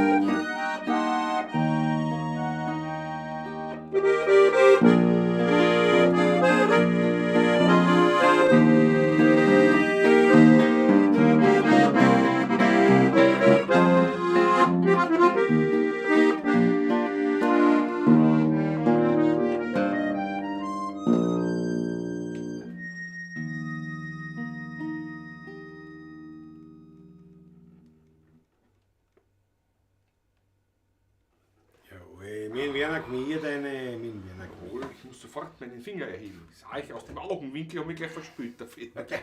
Superchat, 5 Euro vom Waldgeld. Jawohl. Der Rohe, Dankeschön. ja, als österreichischer Ehrenbürger von der Brennraumgemeinde eingebürgert wurde, spendet es seinen Mutze zum Spielwas ein. Jawohl, 5 Euro, ich danke Jawohl, schön. Dankeschön. Superchat von der Herzlichen Waldgeld, respektive von Sani und Mutze, die einzigen Nymphensittiche. Die Wiener Lieder Finn Jawohl. sind, aber in Summe sind sie nicht die einzigen, sondern Rohe und Mäusle. Mäusle waren Die ersten. Die ersten. Ja. Mhm. Jawohl. Darauf trinkt man. Danke, schön, Waldgeld. Ja, danke, danke, danke. Und wenn euch anderen auch die Musik gefällt, dann würden wir uns freuen über einen Schmattes in den Hut rein. Ich sofort einblenden, ich muss noch finden. Ich muss noch finden. Da ist ein Schmattes, da ist. Jawohl. Satzerlieb. Der Hut geht rum, also der virtuelle. virtuelle Hut geht rum. Bitte eine Kleinigkeit für die Musik, kann auch was Größeres sein. Wie ihr wollt. Wir bedanken uns für alle. Für alle Zuwendungen, alle Zuneigungen. Für jede Form Alles von laut. Obolus bedanken wir uns Alles laut. herzlichst. Oder auch als Superchat natürlich. Ihr findet die Daten selbstverständlich auch in der Videobeschreibung. Und ja, also man kann es jederzeit wieder Geld zukommen lassen. Da findet man sich immer einen Weg. Da findet man immer einen Weg. Da gibt es überhaupt kein Problem. Muss man sagen. Muss man. Wichtig ist, ganz wichtig, meine Herrschaften, das blende ich jetzt ein mit ganz Ja. intensivem Hinweis. Wir feiern am 21. Juli unser Jubiläumskonzert. Das machen wir am 21. Juli, 30 Jahre 16er Bund, das offizielle Jubiläumskonzert. Und zwar beim Tschauner in Otterkring. Und wir sind schon, also die Hälfte ist auf jeden Fall schon voll. Genau. Und würde uns freuen, wirklich, wenn wir die Hitten voll kriegen, täterten. Weil es ist halt für uns immer so eine Sache, wir haben vor 30 Jahren Angefangen in Otterkring, ja. Jawohl, beim heurigen Weinstock zum alten Weinstock vom Ordner. Und da haben wir gehabt, beim ersten Frühschock, muss man gespielt haben, wir 10 Zuschauer gehabt. So Wann überhaupt, das waren unsere Ja. Eltern, Familie, Freunde natürlich, wie es halt am Anfang so Wie es ist. so ist, ja, ja. Und das war unser Start und 30 Jahre später war es einfach für uns ein Herzenswunsch, wenn wir den Tschauner, die größte Otterkringer Bühne, einfach wirklich vollkriegen. Eine Matinee. Habt's Zeit? Habt's Lust? Dann 21. Juli. bestellt 11 sich Uhr, ein Platz. genau. Nehmt ein mit, animiert die Leute, die Hitten nicht mehr gern voll kriegen. Wir wollen auch dieses Zeichen setzen, dass man mit Wiener Lied sehr wohl auch noch in Wien am Macht ist. Genau. Weißt du, was ich meine? Das, Reüsieren kann Ja. damit, ja. ja, Genau. ich will das sagen, sagen, dass du das Wiener Lied, das kannst schon noch. Man muss nur lassen. Man muss nur lassen. das Und auch, kann ja, was. und auch dafür soll dieses Konzert stehen. Also, wir danken euch herzlichst, wenn ihr dabei seid. Und ja, das war echt leibend. Auch das findet ihr natürlich auf unserer Homepage. Wie auch die nächsten, was sind die nächsten Konzerte, Patrick? Nächstes Jahr, wie gesagt, Freitag beim Hoffest, Leo Berthold in Leudestal. Sonntag, der erste Frühschoppen in diesem Jahr beim Karl Lentner um 11.30 Uhr im Garten draußen. Also ganz sicher sogar. Das Wetter passt, außerdem kann man das, sowohl wenn es leicht regnen sollte, ist kein Problem. Wenn die Sonne scheint, kein Problem. Es ist alles wunderbar beschattet seit einigen Jahren dort. Auch traumig, freue mich schon drauf. Das ist ganz leibend dort gemacht worden. Das ist echt leibend gemacht. Das sind die Markise, so eigene. Wetterfest in jeder Hinsicht. die nächste. Und das, was ich auf was ich auch hinweisen muss, weil ich mich wirklich schon gefreut, ist am 29. Was haben wir da? Samstag, 29. Juni, Höfler Weinblick. Mein Gott, Michael Höfler Ausblick. Mit ein bisschen Einblick, ein Einblick in den Weinblick. Einblick, was, das ist ein Problem, was? Mein Körper hat seit Wochen nicht, das ist ja nicht gewohnt. Jetzt haben wir doch gerade schon so drauf gewöhnt, aber nein, au contraire. Okay, das. Du hast damals wenig getrunken und schon bist sehr eigenartig. Weingut Höfler, Ja. Wahnsinnig leibendes Konzert. Super. Unser Sommernachtskonzert. Sommernachtskonzert, Sommernachtskonzert, ja, sage ich genau. immer dazu, ja. Ja. Wirklich schon traditionell bei uns, ja. Ja. Mit Blick über Wien, ein Traum. Also, Wirklich leibend. einfach herrlich. Einer der heurigen, wo 3 Lieder, hast du heute festgestellt, ich habe noch 2 gesagt, aber du hast sofort das dritte mit erwähnt. ja. 3 Lieder von mir wirklich hinpassen. Komplett dort, nämlich eben, ich war am Weingarten am Bieserberg. Dann, ich sitze in einem Weingarten, Klar. weil beides ist genau dort der Fall. Genau so. Und das Keinen von Wien, weil das sieht man. Das sieht man ja. Und es ist wirklich, also wenn ihr Zeitlust habt, kommt halt nie eine wirklich leibende Geschichte. Hat sich immer Absolut, sehr gut ja, gemacht. Ist halt natürlich, das ist halt wirklich eine Schönwettergeschichte. Ja. Also wenn es da arg, der Wetterbericht haben wir noch nicht gehabt. haben wir noch nie gehabt, Wollen wir ja. noch gar nicht besprechen. Schau, was jetzt Biberkörper legt, der Landersturm. Ich danke dir schön. Aber sollte wirklich was dramatisch schlecht sein, werden wir vielleicht den Ausweichtermin noch finden im August Ja, oder so. aber irgendwie. auf das aber auf denkt das man denkt man gar nicht. Das Also, kriegen wir nicht, gar nicht. das wird Steht einfach noch schön werden. 0:0, sagt die Susanne Faber. Ah ja. Ja. So, ja, und dann machen wir gleich die Sitzen am Ja, Weingarten. dann sitzen wir am Weingarten. Na Dann klar. gehen wir gleich über zum Weingarten am Biesenberg und dann das Geilere. Ne? Dann machen wir gleich die Machen wir Trias. die Trilogie. Und bewerten damit den was 29. 29. Juni. Juni. Juni. Jetzt da ist das, ja. Mit Leibern. Ich freue mich schon narrisch drauf, ja. Da bin ich einmal, da habe ich vorher Motorradtraining gehabt. Da bin ich mit dem Ackerl vom Bach fort. Ja, genau, kann ich mich erinnern. Der Patrick hat Ich habe aufgebaut. es aufgebaut gehabt. Ein furchtbar heißer Tag war Ja. das, wirklich furchtbar Ja, heiß. ja, ich weiß, wie man das Motorradtraining gehabt auf der Platz. War mörderisch aus. Also haben wir mit den Maschinen reingefahren im Weingarten. Und ich habe mir gedacht, Alter, und ich kann keinen Spritzer trinken. Aber das war das erste Frokade, war eingeschnupft wie noch was. Ja. Das ist ja so. Na gut. Ich konnte damals ein paar Spritze trinken. Ja. Wurde chauffiert damals, ja, von der Echt? Elisabeth. Die Elisabeth war dabei damals, Wie ja. da bist du chauffiert worden? Ja, ja. Schön. Mhm. Ja, das Ja, kann ja, sein. Ja, sehr stimmt, nobel, ja, sehr stimmt, nobel. Ja, Ja, ja. ja.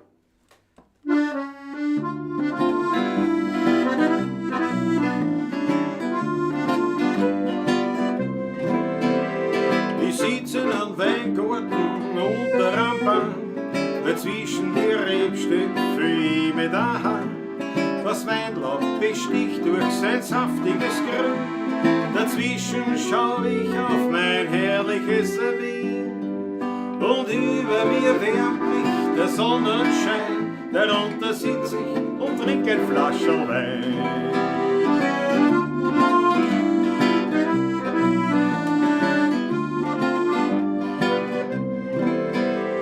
Die Vogel, die zwitschern, so lieb mich an.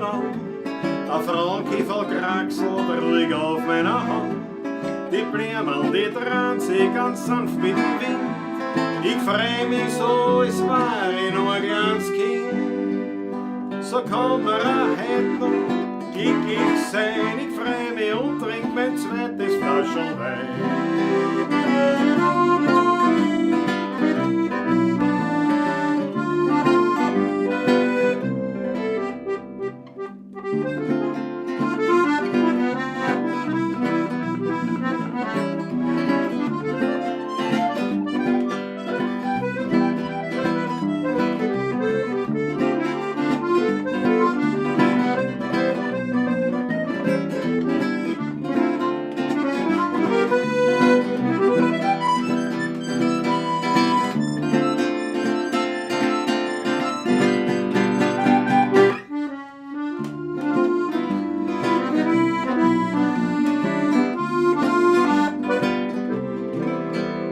Vom Weidel berauscht, schau ich auf zum Mond. Er lächelt mich an, weil mich ist er schon gewohnt. Die Grillen, die zieht mir Lieder mir vor. Dem Herrgott bedanke ich mich für die Natur. Dann halt ich mein Glasl zum Kerzenschein und trink mein letztes Flascherl Wein. Und trink mein letztes, wirklich letztes Flascherl Wein.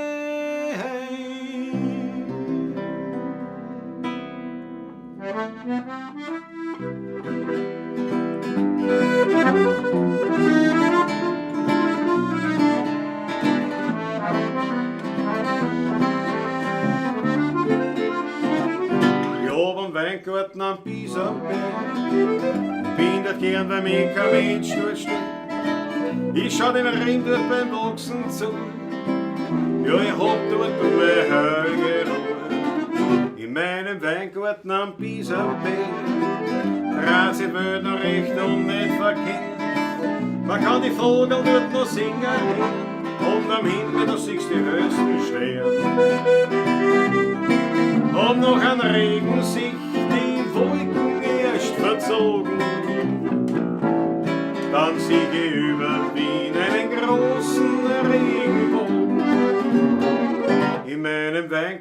am Pisa-Bett. Das Fleckerl hat es mir allein nicht gehört. Dort wächst, ich sag's ganz nebenbei, das allerbeste Trepferlwein.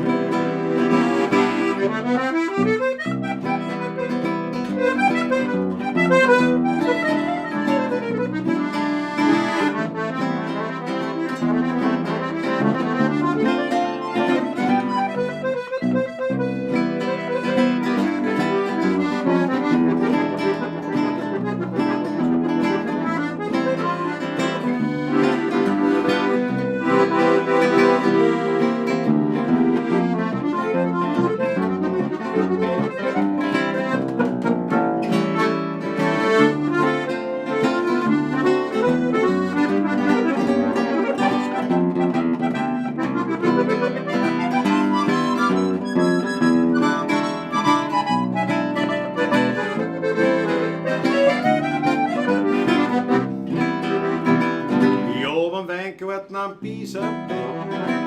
Das Fleckerl hat es mir allein nicht gehört. Dort wächst, ich sag's ganz nebenbei, das allerbeste Trepferlwein. Dort wächst, ich sag's ganz nebenbei,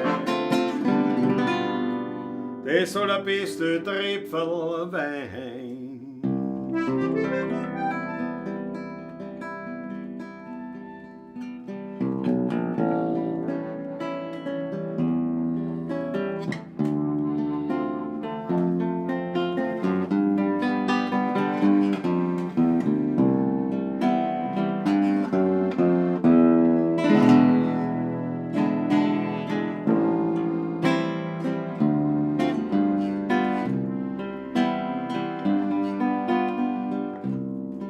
Skyline von Wien,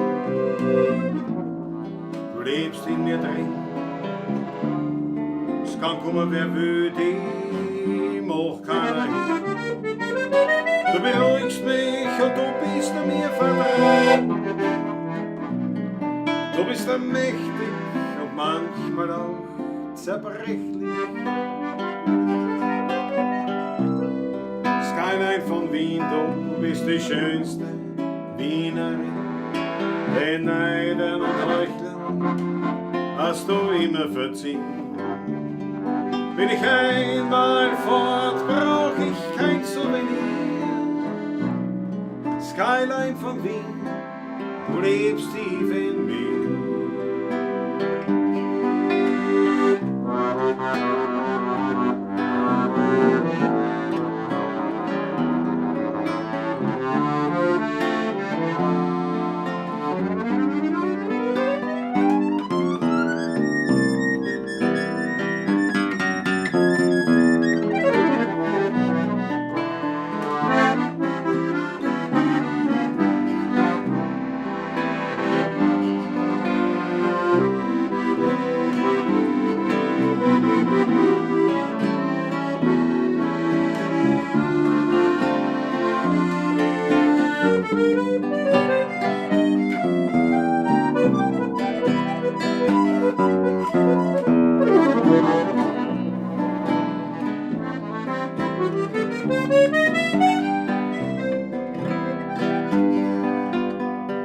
Skyline von Wien, du lebst in mir drin. Es kann kommen, wer will, die macht keiner hin. Du beruhigst mich und du bist mir vertraut. Du bist mächtig und manchmal auch zerbrechlich. Skyline von Wien, du bist die schönste Wienerin. Den Neidern und Heuchlern hast du immer verziehen. Bin ich einmal fort, brauch ich kein Souvenir. Skyline von Wien, du lebst tief in mir.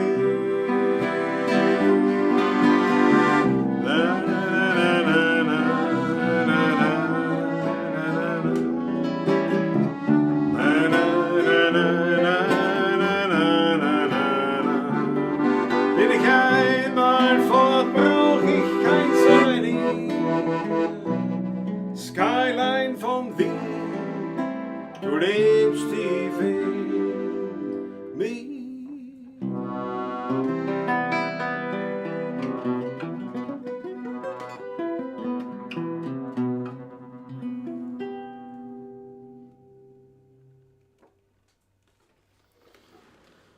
Die Trias. Wunderbare Trias für eben den 29. Passt Juli. genau für Fürs Sommernachtskonzert der 16. den Ausblick Wien, ja. Ein Wahnsinn, ein Wahnsinn. Ganz außer, da bin ich ganz außer. Sehr schön, sehr schön. Na, was heißt? Die Achtelvereine, ich danke vielmals. Achtelvereine. Super von euch. Danke, danke, danke, danke.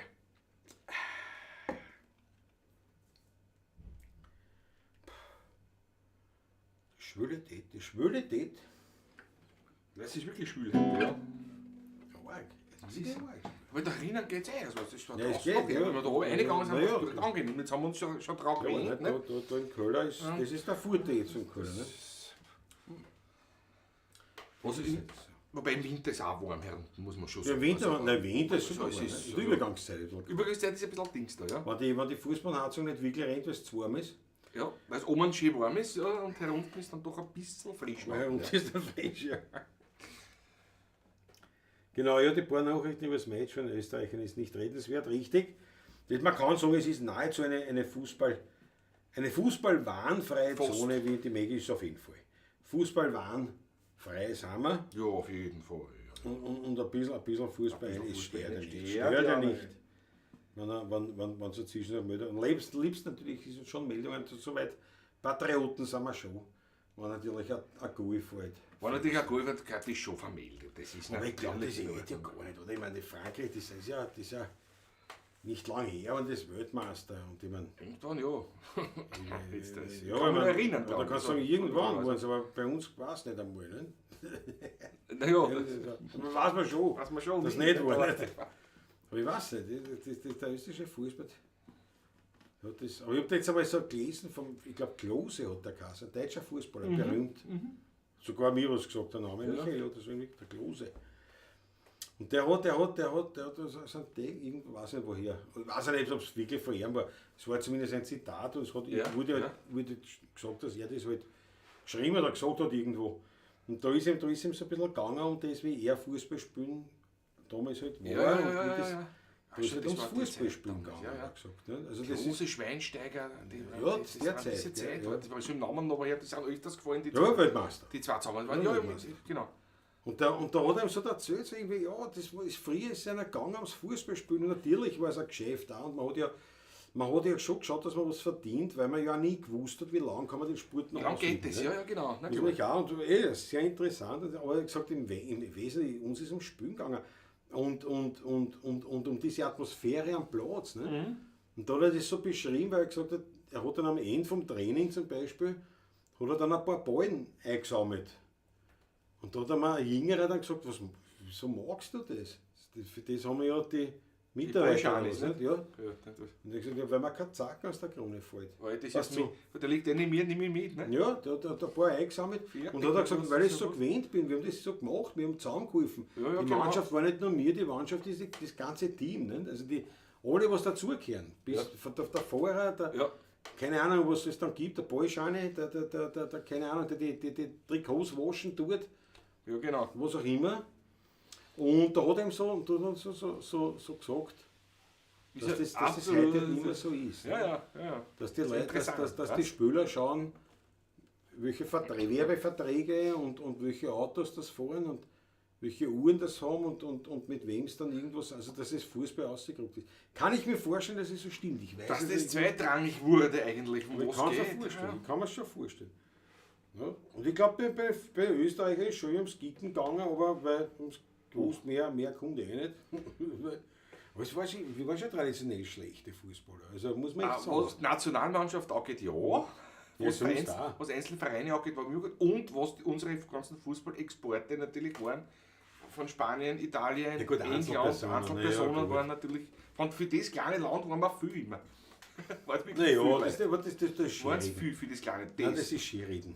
Aber das wurde Ich ja glaub, oft das- immer kritisiert, die spielen alle in die Vereine und dann sind sie ausgelaugt, wenn es allein ein Match gibt. Ne? Ja, aber Weil das sonst ja, aber ist ja bei den anderen auch, das machen die Deutschen auch, oder? wir Die sind nicht, Franzosen und die wir sind nicht Italiener. 90 alle. Millionen und wir sind nicht nur 9 Millionen. Naja, ist ja wurscht, aber Ich weiß nicht. Ich weiß Es nicht. ist ja, hat mit der Größe auch zu tun. Glaube ich nicht, weil Glaub da ich müsste schon. ja USA ungeschlagener Weltmeister sein. Oder Russland.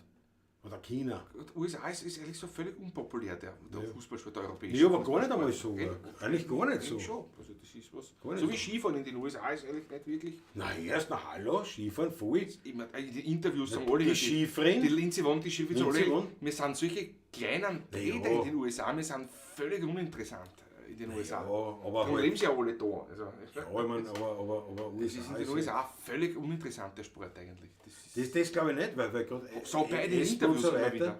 Naja, aber es ist schon, es schon gibt Trend, ein bisschen Spiel. aber halt das ja. was, Und da sind wir halt beim Punkt wieder, Amerika ist groß, Europa ja. ist ja gerade Österreich, Schweiz, Deutschland, da ist Skifahren. Das ist Ja. die Weltmacht, die drei. Die Weltmacht. Italien, Österreich, Schweiz Ja, und und Frankreich, nicht? Frankreich auch noch, ja. Naja, mit den französischen Aber- Alpen. Aber die alte Rivalität, vor allem Deutschland, Ja. Österreich, ist natürlich klar. Ja.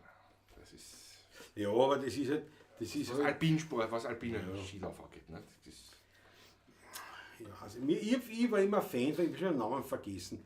Der Engländer, der beim Skispringen dabei war. ja, mit den Brühen, mit den Dicken. Ja. Kann man schon, ich weiß, ich weiß weiß nicht, mir fällt der Name jetzt nicht Da hat ein. sogar einen Film über ihn gegeben. Ja. Aber der war Typ. Der Mir ist ist in Erinnerung geblieben, als Kind diese ja. dicken Brühen, was der gehabt Und der hat das echt Ja, ja. durchgesetzt. Der hat sich um das bemüht. Die haben ihm alle ausgelacht und gesagt, ja, bitte lass gut sein. Und der ist ja wirklich gesprungen und hat keine Ahnung gehabt. Der hat sich ja da alle Knochen gebrochen und alles Mögliche. Dann hat sich irgendwann einer erbarmt und dann gesagt, wie das geht. Aber er hat das Original in Großbritannien, und das riecht, ich weiß jetzt nicht, ob das gerichtlich war, aber zumindest in diesen Sportvereinsgerichten, sage ich einmal, da hat er das, weil die haben ihn abgelehnt. Ne? Und gesagt, na erst, ich will für Großbritannien antreten beim Skispringen. Und der hat das irgendwie durchgebracht. Und dann ist er, ich kann mich erinnern, der ist dann immer als letzter gesprungen. Und ich meine, wirklich, Kann mich auch noch erinnern, der ist ja. halt über die Rampen und gerade, dass er nicht runtergefallen ist, aber halt immer so ein Sprung, nicht? Weiß ich, 20 Meter oder was. Wird schon mehr gewesen sein, aber. Und das Ja, ist schon, viel mehr das nicht. ist schon große Kunst, wenn du da oben stehst. Also Naja, Habitäre. das ist schon, Ohne irgendwelche Ahnung. das musst du schon wollen, ja. Aber der war am meisten Tag, weißt du, weil da haben wir doch, der springt nicht gegen die anderen. Nein. Der springt gegen sich selber. Der sagt, ich will heute besser sein wie gestern. Genau Das so ist, ist es. und das Genau Ganze so ist rennt es.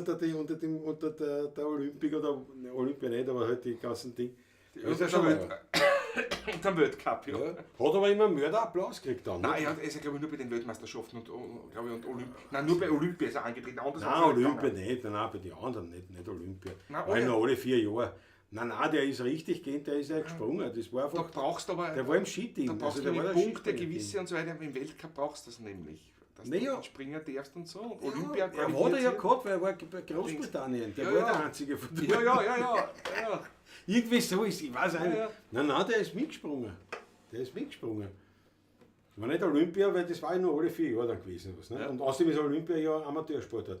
Der ist ja Profi, der war ja bei den Profis dabei. Das war das. Gibt's ja viel über Wobei, den das Typen. gibt es ja nicht mehr jetzt mit dem Amateurstatus. Ja, aber früher war so das. lange so, nicht mehr. früher mehr. war das, ja. Genau, hat- der Franz, eben wie das Pop-Team aus Jamaika. Das Ja, war so genau. eine Geschichte. Ja. Da hat es einen Schranzkorl, ja, da stehst du damals.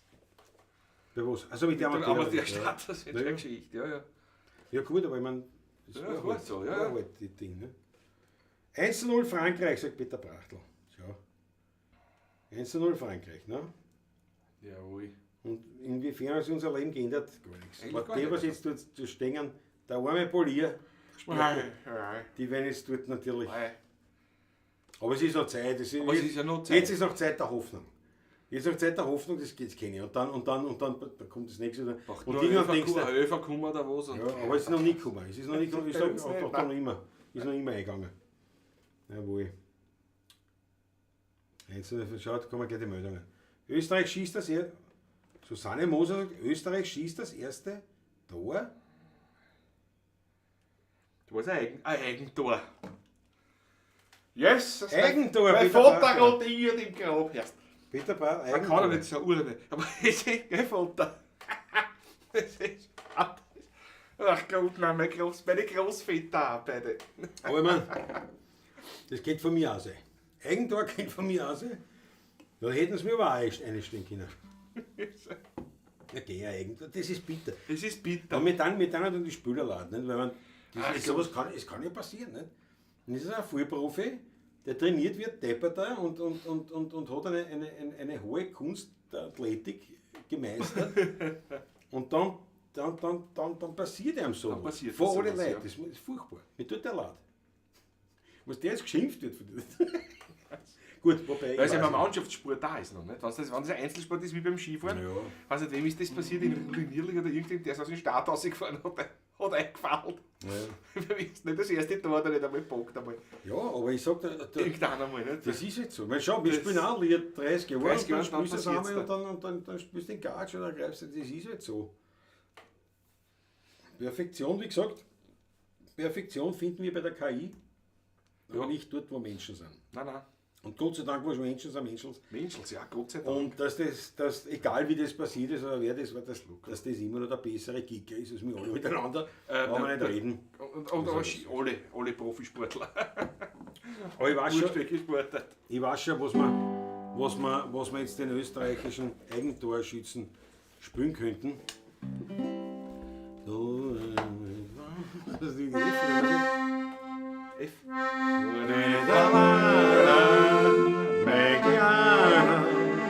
Du bist nicht allein, solange der Großmutter lebt, da wird's dir gut gehen. Du nicht weiter, mein Kleiner, ich werde die Mutter lieb gehen und die Liebe von der Oma dazu.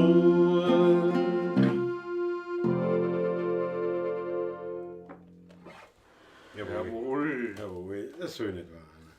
Das soll nicht, das ist ja bitter ist das schon. Bitter ist das. Zum Wohle, ein Schlückchen genehmige ich mir auch noch jetzt. Bravo, zum Wohl. Jawohl. Auf dem Sport, dem wir zum Glück nur sehr weit entfernt zuschauen werden müssen. Bringt mich aber immer noch eine meiner absoluten beliebtesten sportlichen Leistungen in der Olympia. Damals Boxkampf, Pico, Botoramongo, Boxclub Schwarz-Weiß. Ich war im 15. Bezirk bei der daheim, der Boxclub. Gibt es ja immer noch. Gibt's immer noch, ja. Pico Botoramongo, ein Schwarzer, für Österreich angetreten. Klasse, ein ordentliches Viech. Jawohl. Und wirklich auch gut, also war Ja, war schon ein guter Boxer. Ja. Aber der Kampf war halt durch K.O. in 3 Sekunden vorbei. Das ist halt natürlich, das war bitter. Das war wirklich bitter, wenn wir am Fernseher gesessen sind, also beim Fernseher, haben zugeschaut, Pico Botoramongo im Ring. Und es kommt die Ringglocke, ding! Aus. Und das war wieder vorbei. Auch. Also dann ist noch Das bis auf 10 der Tag Sekunden. gelegen, das war. Das ist bis 10 Sekunden. Wirklich bitter. Aber ich meine, es ist halt so. Das war das Gleiche, war Mike Tyson gegen Sugar Ray Leonard.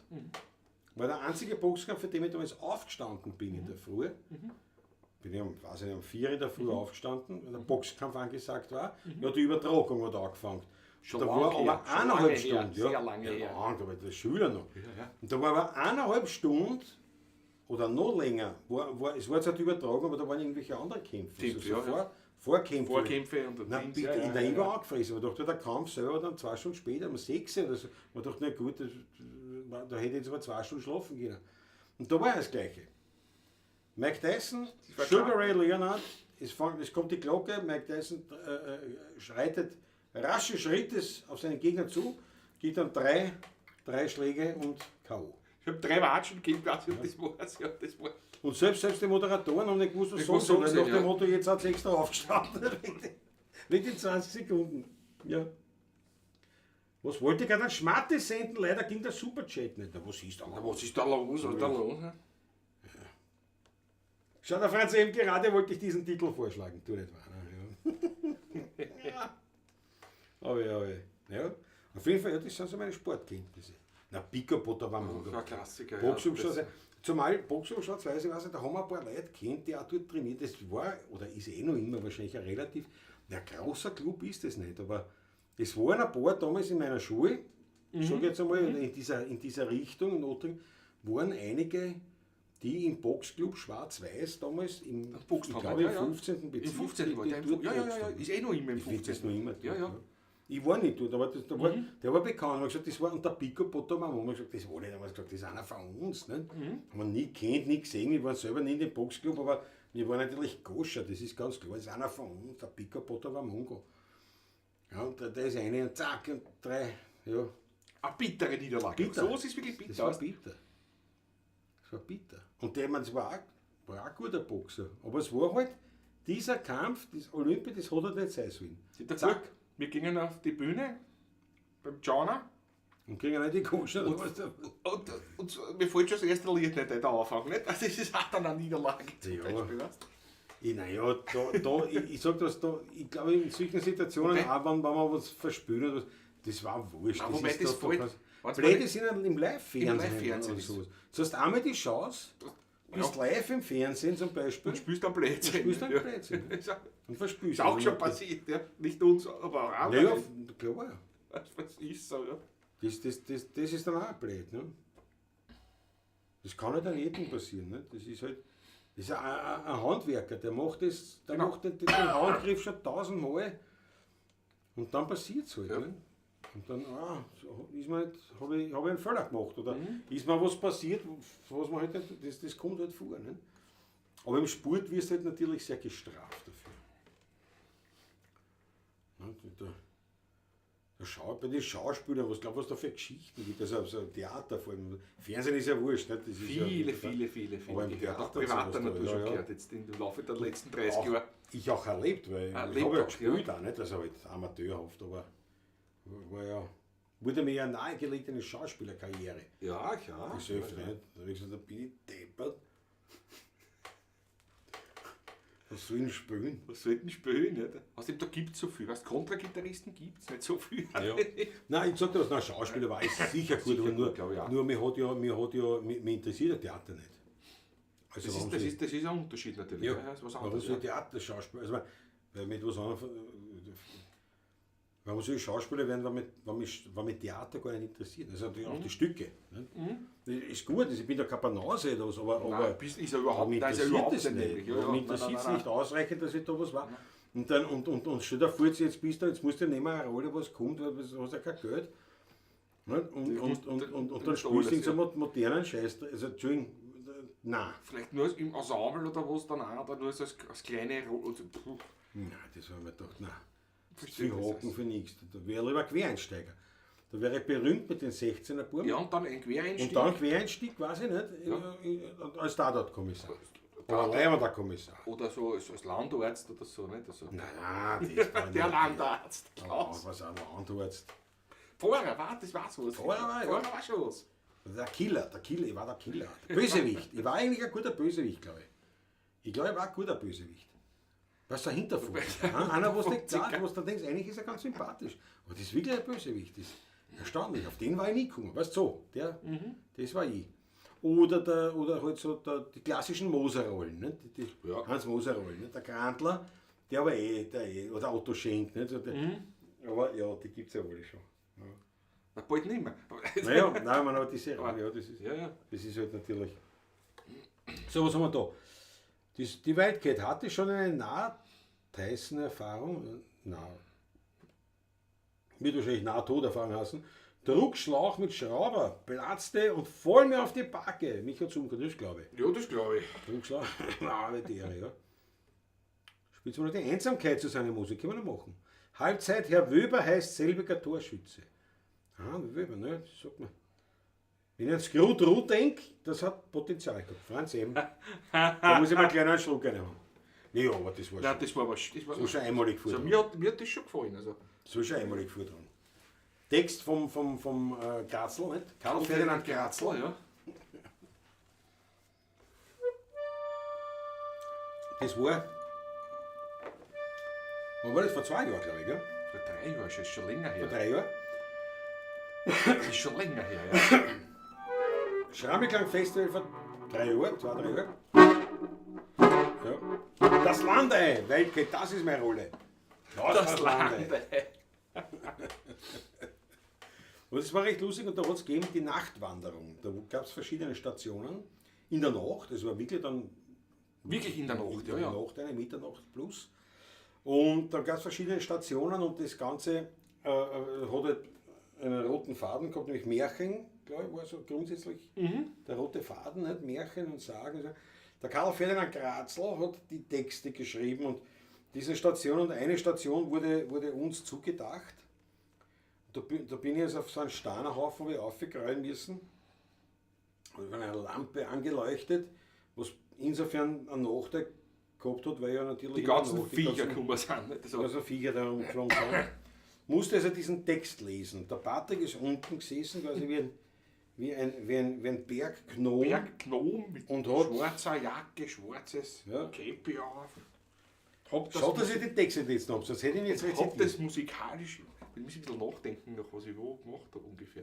Ich glaube, das weiß ich nicht mehr, was er gemacht hat. Aber auf jeden Fall hat er da einen Klangteppich gelegt. Na, angefangen, weil das war immer das Wort, sie kommen, ne? Da ist immer nicht vorausgegangen, weil das war alles in absoluter Dunkelheit. Und Genau. dann sind Genau. Leute gekommen, bei mir ist das Licht da gegangen und der Party hat auf einmal angefangen, da hat es mich immer gleich verstanden. Dann habe ich diesen Text vorgetragen. Und da kam noch vor, so Gru, ich bin eine Taube.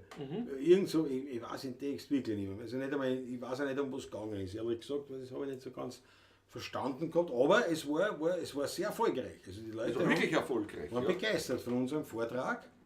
Patrick da unten und dann, was natürlich nicht gesehen haben, ist wie auf den gut, ich habe mit Patrick ja verboten, das auf den Ich hab's Stein probiert am Anfang Ich nämlich. gesagt, du bleib unten, du bist so Botscher, die hat ja da wieder runter. Ich bin da in der Pfingstern aufgegangen, bin da oben gesessen. Der Wind ist, es war eine Herausforderung. Aber Gru, ich bin eine Taube. Muss man sagen. Na gut, die einsam, nichts so. Jetzt haben wir schon Botscher da schon. Gell? Haben wir aufs Handy gegriffen, haben wieder alles Ja, runter. das ist ja so. Wieder typisch. Dann machen wir die Einsamkeit. Machen wir die Susanne Einsamkeit, Moser, ja. die Einsamkeit, gerne.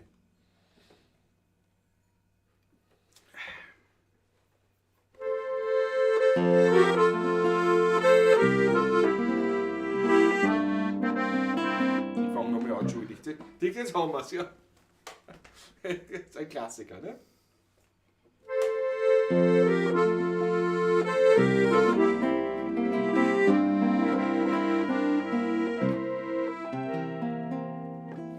Man kennt fast sagen zu jeder Zeit, spiel ich den Trottel für die Leute. Und manches Mal platzen mir der Grauen, da kennt ihr ein Wurschel, jeder Schlag, den Kasperl spielen. Das stört mich nicht. Danke meinem Freund, der zu mir steht. Ein guter Freund hat immer Zeit, mein bester Freund heißt Einsamkeit und bin einmal ganz allein. So sind wir denn noch immer zwei. Ich und mein Freund, die Einsamkeit, mit ihm bin ständig ich zu zweit und will einmal allein sein. Dann lade ich mir ein paar Freunde ein. Wenn ich wohin komme, sagt man gleich, unterhalt mich, komm ich lade dich ein. Naja, und so mach mein Hetze ungeniert und krieg meinen Rausch so finanziert. So lachen wir beim Weinverein, aber trotzdem bleibt man nur ein Freund. Ein guter Freund hat immer Zeit, mein bester Freund heißt Einsamkeit und bin einmal ganz allein. So sind wir denn noch immer zwei. Ich und mein Freund, die Einsamkeit, mit ihm bin ständig ich zu zweit und will einmal allein sein. Dann lade ich mir ein paar Freunde ein.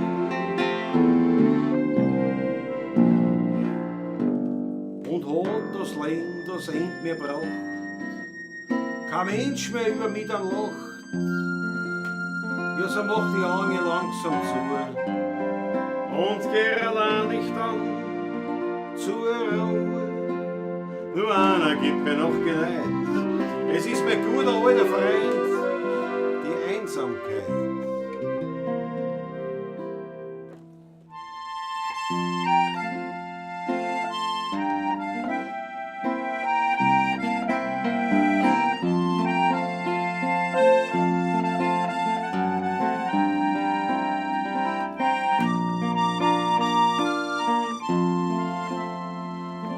Ich und mein Freund, die Einsamkeit. Mit ihm bin ständig ich zu zweit.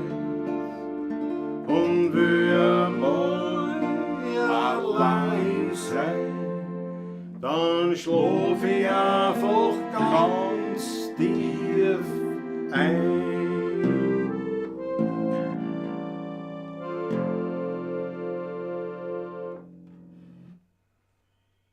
Jawohl. Jawohl. Sehr schön. Ulrich war gerade am Söchen. Hab ich was versäumt? Nein. Eigendorf in Österreich, falls du nicht da warst. Ja. Da warst du aber schon da. Oder? Ich glaube schon. Söchen, ja. Ja. Das Landei, das ist wieder. Patrick, das machen wir jetzt. Das machen wir jetzt. Wir machen eine Serie. Das machen wir jetzt. Wie sagt man, ein Budget, nicht? Low Budget Production. Low Budget, also no Budget Production. Ja, Das Landei. Ja. Und der Titel hätten wir wissen noch nicht, was wird, oder ob es eine Kriminalgeschichte wird oder so, also ein Krimi. So ist ich war, glaube ich, ein guter Tatortkommissar. Aber ein guter Tatortkommissar, weißt du? Ja. Nicht so wie die Tatorte jetzt zu sein. So wie die früher waren, war das ja der Inspektor Fichtel und so. Das ist ein Tatort damals. Nein, ich stelle mir Die vor, 80er, ich stell mir so 80er eine Mischung aus Hans Moser und Bud Spencer. Das muss schon leibend sein. Weißt du, schon so total Ding und lieb und Ding, aber wenn es dann einmal so weit ist, pfusch. Na, hätte schon was. Eine Mischung aus Hans Moser und Bud Spencer. Klasse, das Landei. Vor allem der Gegenspieler müsste immer so ein Riese sein, weißt du eigentlich. Irgend so große Leute, weißt du. Ja, der braucht einen Partner. Und der Partner müsste einen auch so Partner irgend so ein brauchen. langer sein. So. Nein, das müsste eigentlich eine ganz zierliche Frau sein. Ne? Du kannst nicht zwei Ach so, Männer. ach so, das Entschuldige, geht ja jetzt nicht, darf er nicht mehr ja, sein. ich glaube auch erst. Eine ganz zarte, Ja, so. dunkle, asiatische, noch besser. Ganz Noch eine besser. zarte, asiatische Frau. Nein. Nein, ein Transmann. Oder sagt man Transfrau, wie sagt man dann? Puh. Ein Mann, der als Frau ist. Das brauchst du. Das Ja, war ja. was. Aber weißt du, aber auch nicht, die gut drauf ist. Die dann immer so was mit Kung Fu oder was, die dann wirklich. Ja, ein Ja. Sportliche. Ein Sportler, das ist so richtig. Ein So, Kampfsportler. genau, nicht? Ist er mehr der Denker ja? Und halt dann Brachialgewalt und dazwischen dann so die Diffizile, die Machercheck. Machercheck. Ja. Die dann wirklich was. Das war schon leid. Und das müsste der Transmann, Frau sein. Ich weiß nicht, wie man sagt zu wem. Das weiß ich auch nicht. Wenn jetzt ein Mann sich als Frau gibt oder sich als Frau fühlt, oder wie viel weiß ich, ist das dann ein Transmann oder Transfrau? Und umgekehrt, das weiß ich jetzt nicht. Das weiß ich, aber das kann man noch Das kann aussagen. man ausfinden. Kann man noch aussagen. Falls ihr noch einen Gärtner braucht, bitte braucht. Muckenstunz und Baumschabel, ja genau, Franz. Ja. Das war genau ungefähr sowas. Ja, das war die, weil na, das war das perfekte Duo. Das ist ja das perfekte Duo. Und da täten wir aufräumen. Täten wir noch. In Friesel Stadtguss holen wir uns als Chauffeur. Als Chauffeur. Als Chauffeur. Chauffeur ist das Beste. Na, was ist dann leider? Und er sagt, Fritzl, fahr den Wagen vor. Und der Fritzl dann auf Deutsch, halt, Deutsch. Ja, das kann ich schon machen. Mit der Beiwagenmaschine. Was? Das war mit der Beiwagenmaschine. Ja, genau. Fritzl startet mit dabei, aber das ist die Hit, das ist ein Hit. Ah, das ist eine Geschichte. Fritzl brauchst nichts machen, brauchst nur keine gefährliche Rolle. Nur fahren. Wir brauchen Fritzl im Team. Wir brauchen Fritzl im Team. Oder natürlich als Partnerin als Partnerin, eine Kollegin, die Maggie. Das ist natürlich genau. Das ist ja überhaupt. Nein, ist ja Schützin. Ja. Ich meine, hallo, mit der Maggie klären wir jeden Mordfall. Ja, die bringen wir auch noch irgendwo unter in der Kantine oder wo, irgendwas machen wir schon. Ich bin der Portier, weißt du? Das ist so. Kommt nie vor, ne? Der Portier kommt nie vor. Haben wir gar nicht in der Wachstum. Aber das war was. Namen braucht man auch natürlich. Der Portier beim Gefängnis, weißt du? Der kommt genau einmal vor in irgendeinem. Genau. Einmal. Oder beim Gericht, der Portier einmal komme ich Ja. vor, weißt du? Servus, Karl. Servus. Servus. Ausfertig. Das ist einfach Standard. Das ist die ganze Rolle. In jeder Folge einmal, aber das über 100 Folgen durch, immer nur nichts anderes wie Servus, Karl. Nur Servus, nur Servus. Ja. Servus. Herrlich. Da bringen wir was zusammen. Franz Brandwein wäre auch nicht schlecht. Franz Brandwein, na klar. Der Franz Brandwein ist der. Na, habe ich nichts da. Also, dann Brauchst du was? Ja, war vielleicht. Wir kommen eh schon langsam. Ja, wir kommen eh schon zum Schluss. Ja. Ja. Der Franz Brandwein war der Tippgeber. Das war die Quelle in der Unterwelt. Das war die Quelle. Franz, weißt du was? Weißt du was? Erst, ich Hast du was hab nur was gehört. Ich kann ja nicht sagen, ob das mit dem zu tun hat. Aber ich hätte einmal schauen, in die Blutgassen. Nummer 4. Da könntest du was erleben. Ja, was, Franz, was? Na, dann musst du hier, dann gibt es Nummer 4 Ja, geworden. gibt's gar nicht. Das ist nicht einmal Köln oder was. Ja, Das gar ist gar nichts. Gibt's gar nichts. Da muss der Brunner-Kreisky-Platz. Der Brunner-Kreisky-Platz ist beim Austria-Center, da hat kein Adress. Gibt's kein Adress. Deswegen haben sie dann die Brunner-Kreisky-Gasse irgendwo so. Und genauso ist der Toni-Strobel-Platz. Der ist da am 21. Ja. Die Spitzbuben, der Toni Strobel. Und das ist originaler Uhr. Das ist so ein Rundum. Da gibt es aber kein Haus auf dem Platz. Das ist, weil da kommen lauter Gassen zusammen und in jede Gasse ein Haus. Oder der Platz ist einfach nur der Platz dort. Das ist mehr oder weniger, ja, das ist einfach nur dort, wo die Gassen sich treffen, das haben sie dann Toni-Strobel-Platz genannt. Und da ist so eine Uhr, steht da. So diese alten Uhren, nicht? So eine Uhr. Auch kein Resser. Wir bleiben dran, meine Herrschaften, wir bleiben dran an der Serie Das Landei. Ha! Einen Namen, ich brauche einen Namen noch für meinen Kommissar. Ich brauche einen Namen. Mein Kommissar, das ist einmal. Was ist man? Der Kommissar ist ja kein Titel. Kommissar, da brauchst du einen Titel auch, nicht? Was ist man da? Major oder was, nicht?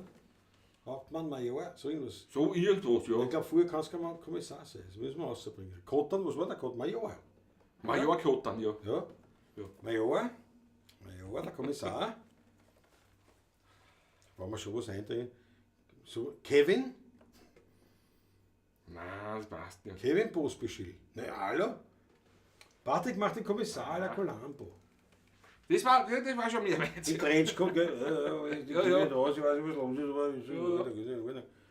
aber was ist Pfeifen der Punkt? Nein, wahrscheinlich nicht. Nein, nicht. was ist im Koffer? Ja, der Koffer liegt schon seit 3 Wochen. 3 Wochen, ja. Der Koffer. Sagen wir nicht der Koffer, mein schon. Aber du in der kommst Früh am da. Freitag zu mir. Das ist super, ne?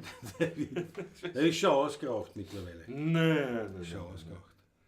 Meine Herrschaften, wir werden der Sache nachgehen. Wir werden einen Contraria No Budget Tatort. No Budget. Und wahrscheinlich mit mir in der Hauptrolle und ansonsten eigentlich Patrick in der Nebenrolle und ansonsten eigentlich keine, weil wir eben No Budget haben. Ich mag den Polizeipräsidenten. Polizei. Der kommt auch nie vor. Du musst die ganzen anderen Rollen Ich spielen. muss alle anderen spielen. Ja. Ja, das Das ist einfach so, ja. Ja. So machen wir das. Meine Herrschaft, wir danken euch vielmals. Schön, dass ihr ein wunderschöner Abend. vom Fußball abhalten habt lassen, bei der Pavlatschen dabei zu sein. Wir danken euch, schicken euch alles Liebe, danke euch auch für einen Schmattes, einen Obolus in den Hurdeine für die Musik. Ich danke euch vielmals. Dickes Busel, schöne Woche. Wir sehen uns nächste Woche, wenn nicht sogar an den Morgen beim Live-Podcast. Und ja, alles Gute, pfiat euch gut dabei. Was wollen wir denn überhaupt? Ja, wie? Das können wir machen. Das war eine gute Schlussnummer. Ja, sicher. Herr Wirt, ein Vorschlag. Ein letztes Viertel. Der Abend mit euch war wunderschön. es hat uns gefreut. Aber für heut singen wir das allerletzte Liedl. Jetzt wird's fürs Heimgehen langsam Zeit. Wir haben heute gesungen und haben viel gelacht, den Abend miteinander verbracht. Es ist erkannt worden bei manchen Lied. Wir haben was getrunken und haben was gegessen, den Alltag miteinander vergessen. Doch sind wir ehrlich, wir werden schon langsam müde. Hier wird ein Vorschlag, ein letztes Viertel. Der Abend mit euch war wunderschön, es hat uns gefreut. Aber für heute singen wir das allerletzte Lied. Weil jetzt wird's fürs Heimgehen langsam Zeit. Wie ich bei meinem Viertel sitz, denk ich an meine blöden Witz, an die schönen Wiener Lieder und an die Gemütlichkeit. Wir haben nicht bloß Stunde gesungen viel, nur gegen Ende jetzt langsam still. Und so hat jede Stimmung ihre Zeit. Ja, wird ein Vorschlag. Ein allerletztes Viertel. Der Abend mit euch war wirklich leibend. Es hat uns gefreut. Aber für heute ist das allerletzte Liedl. Weil jetzt wird's fürs Heimgehen langsam Zeit. Jetzt wird's fürs Heimgehen langsam Zeit.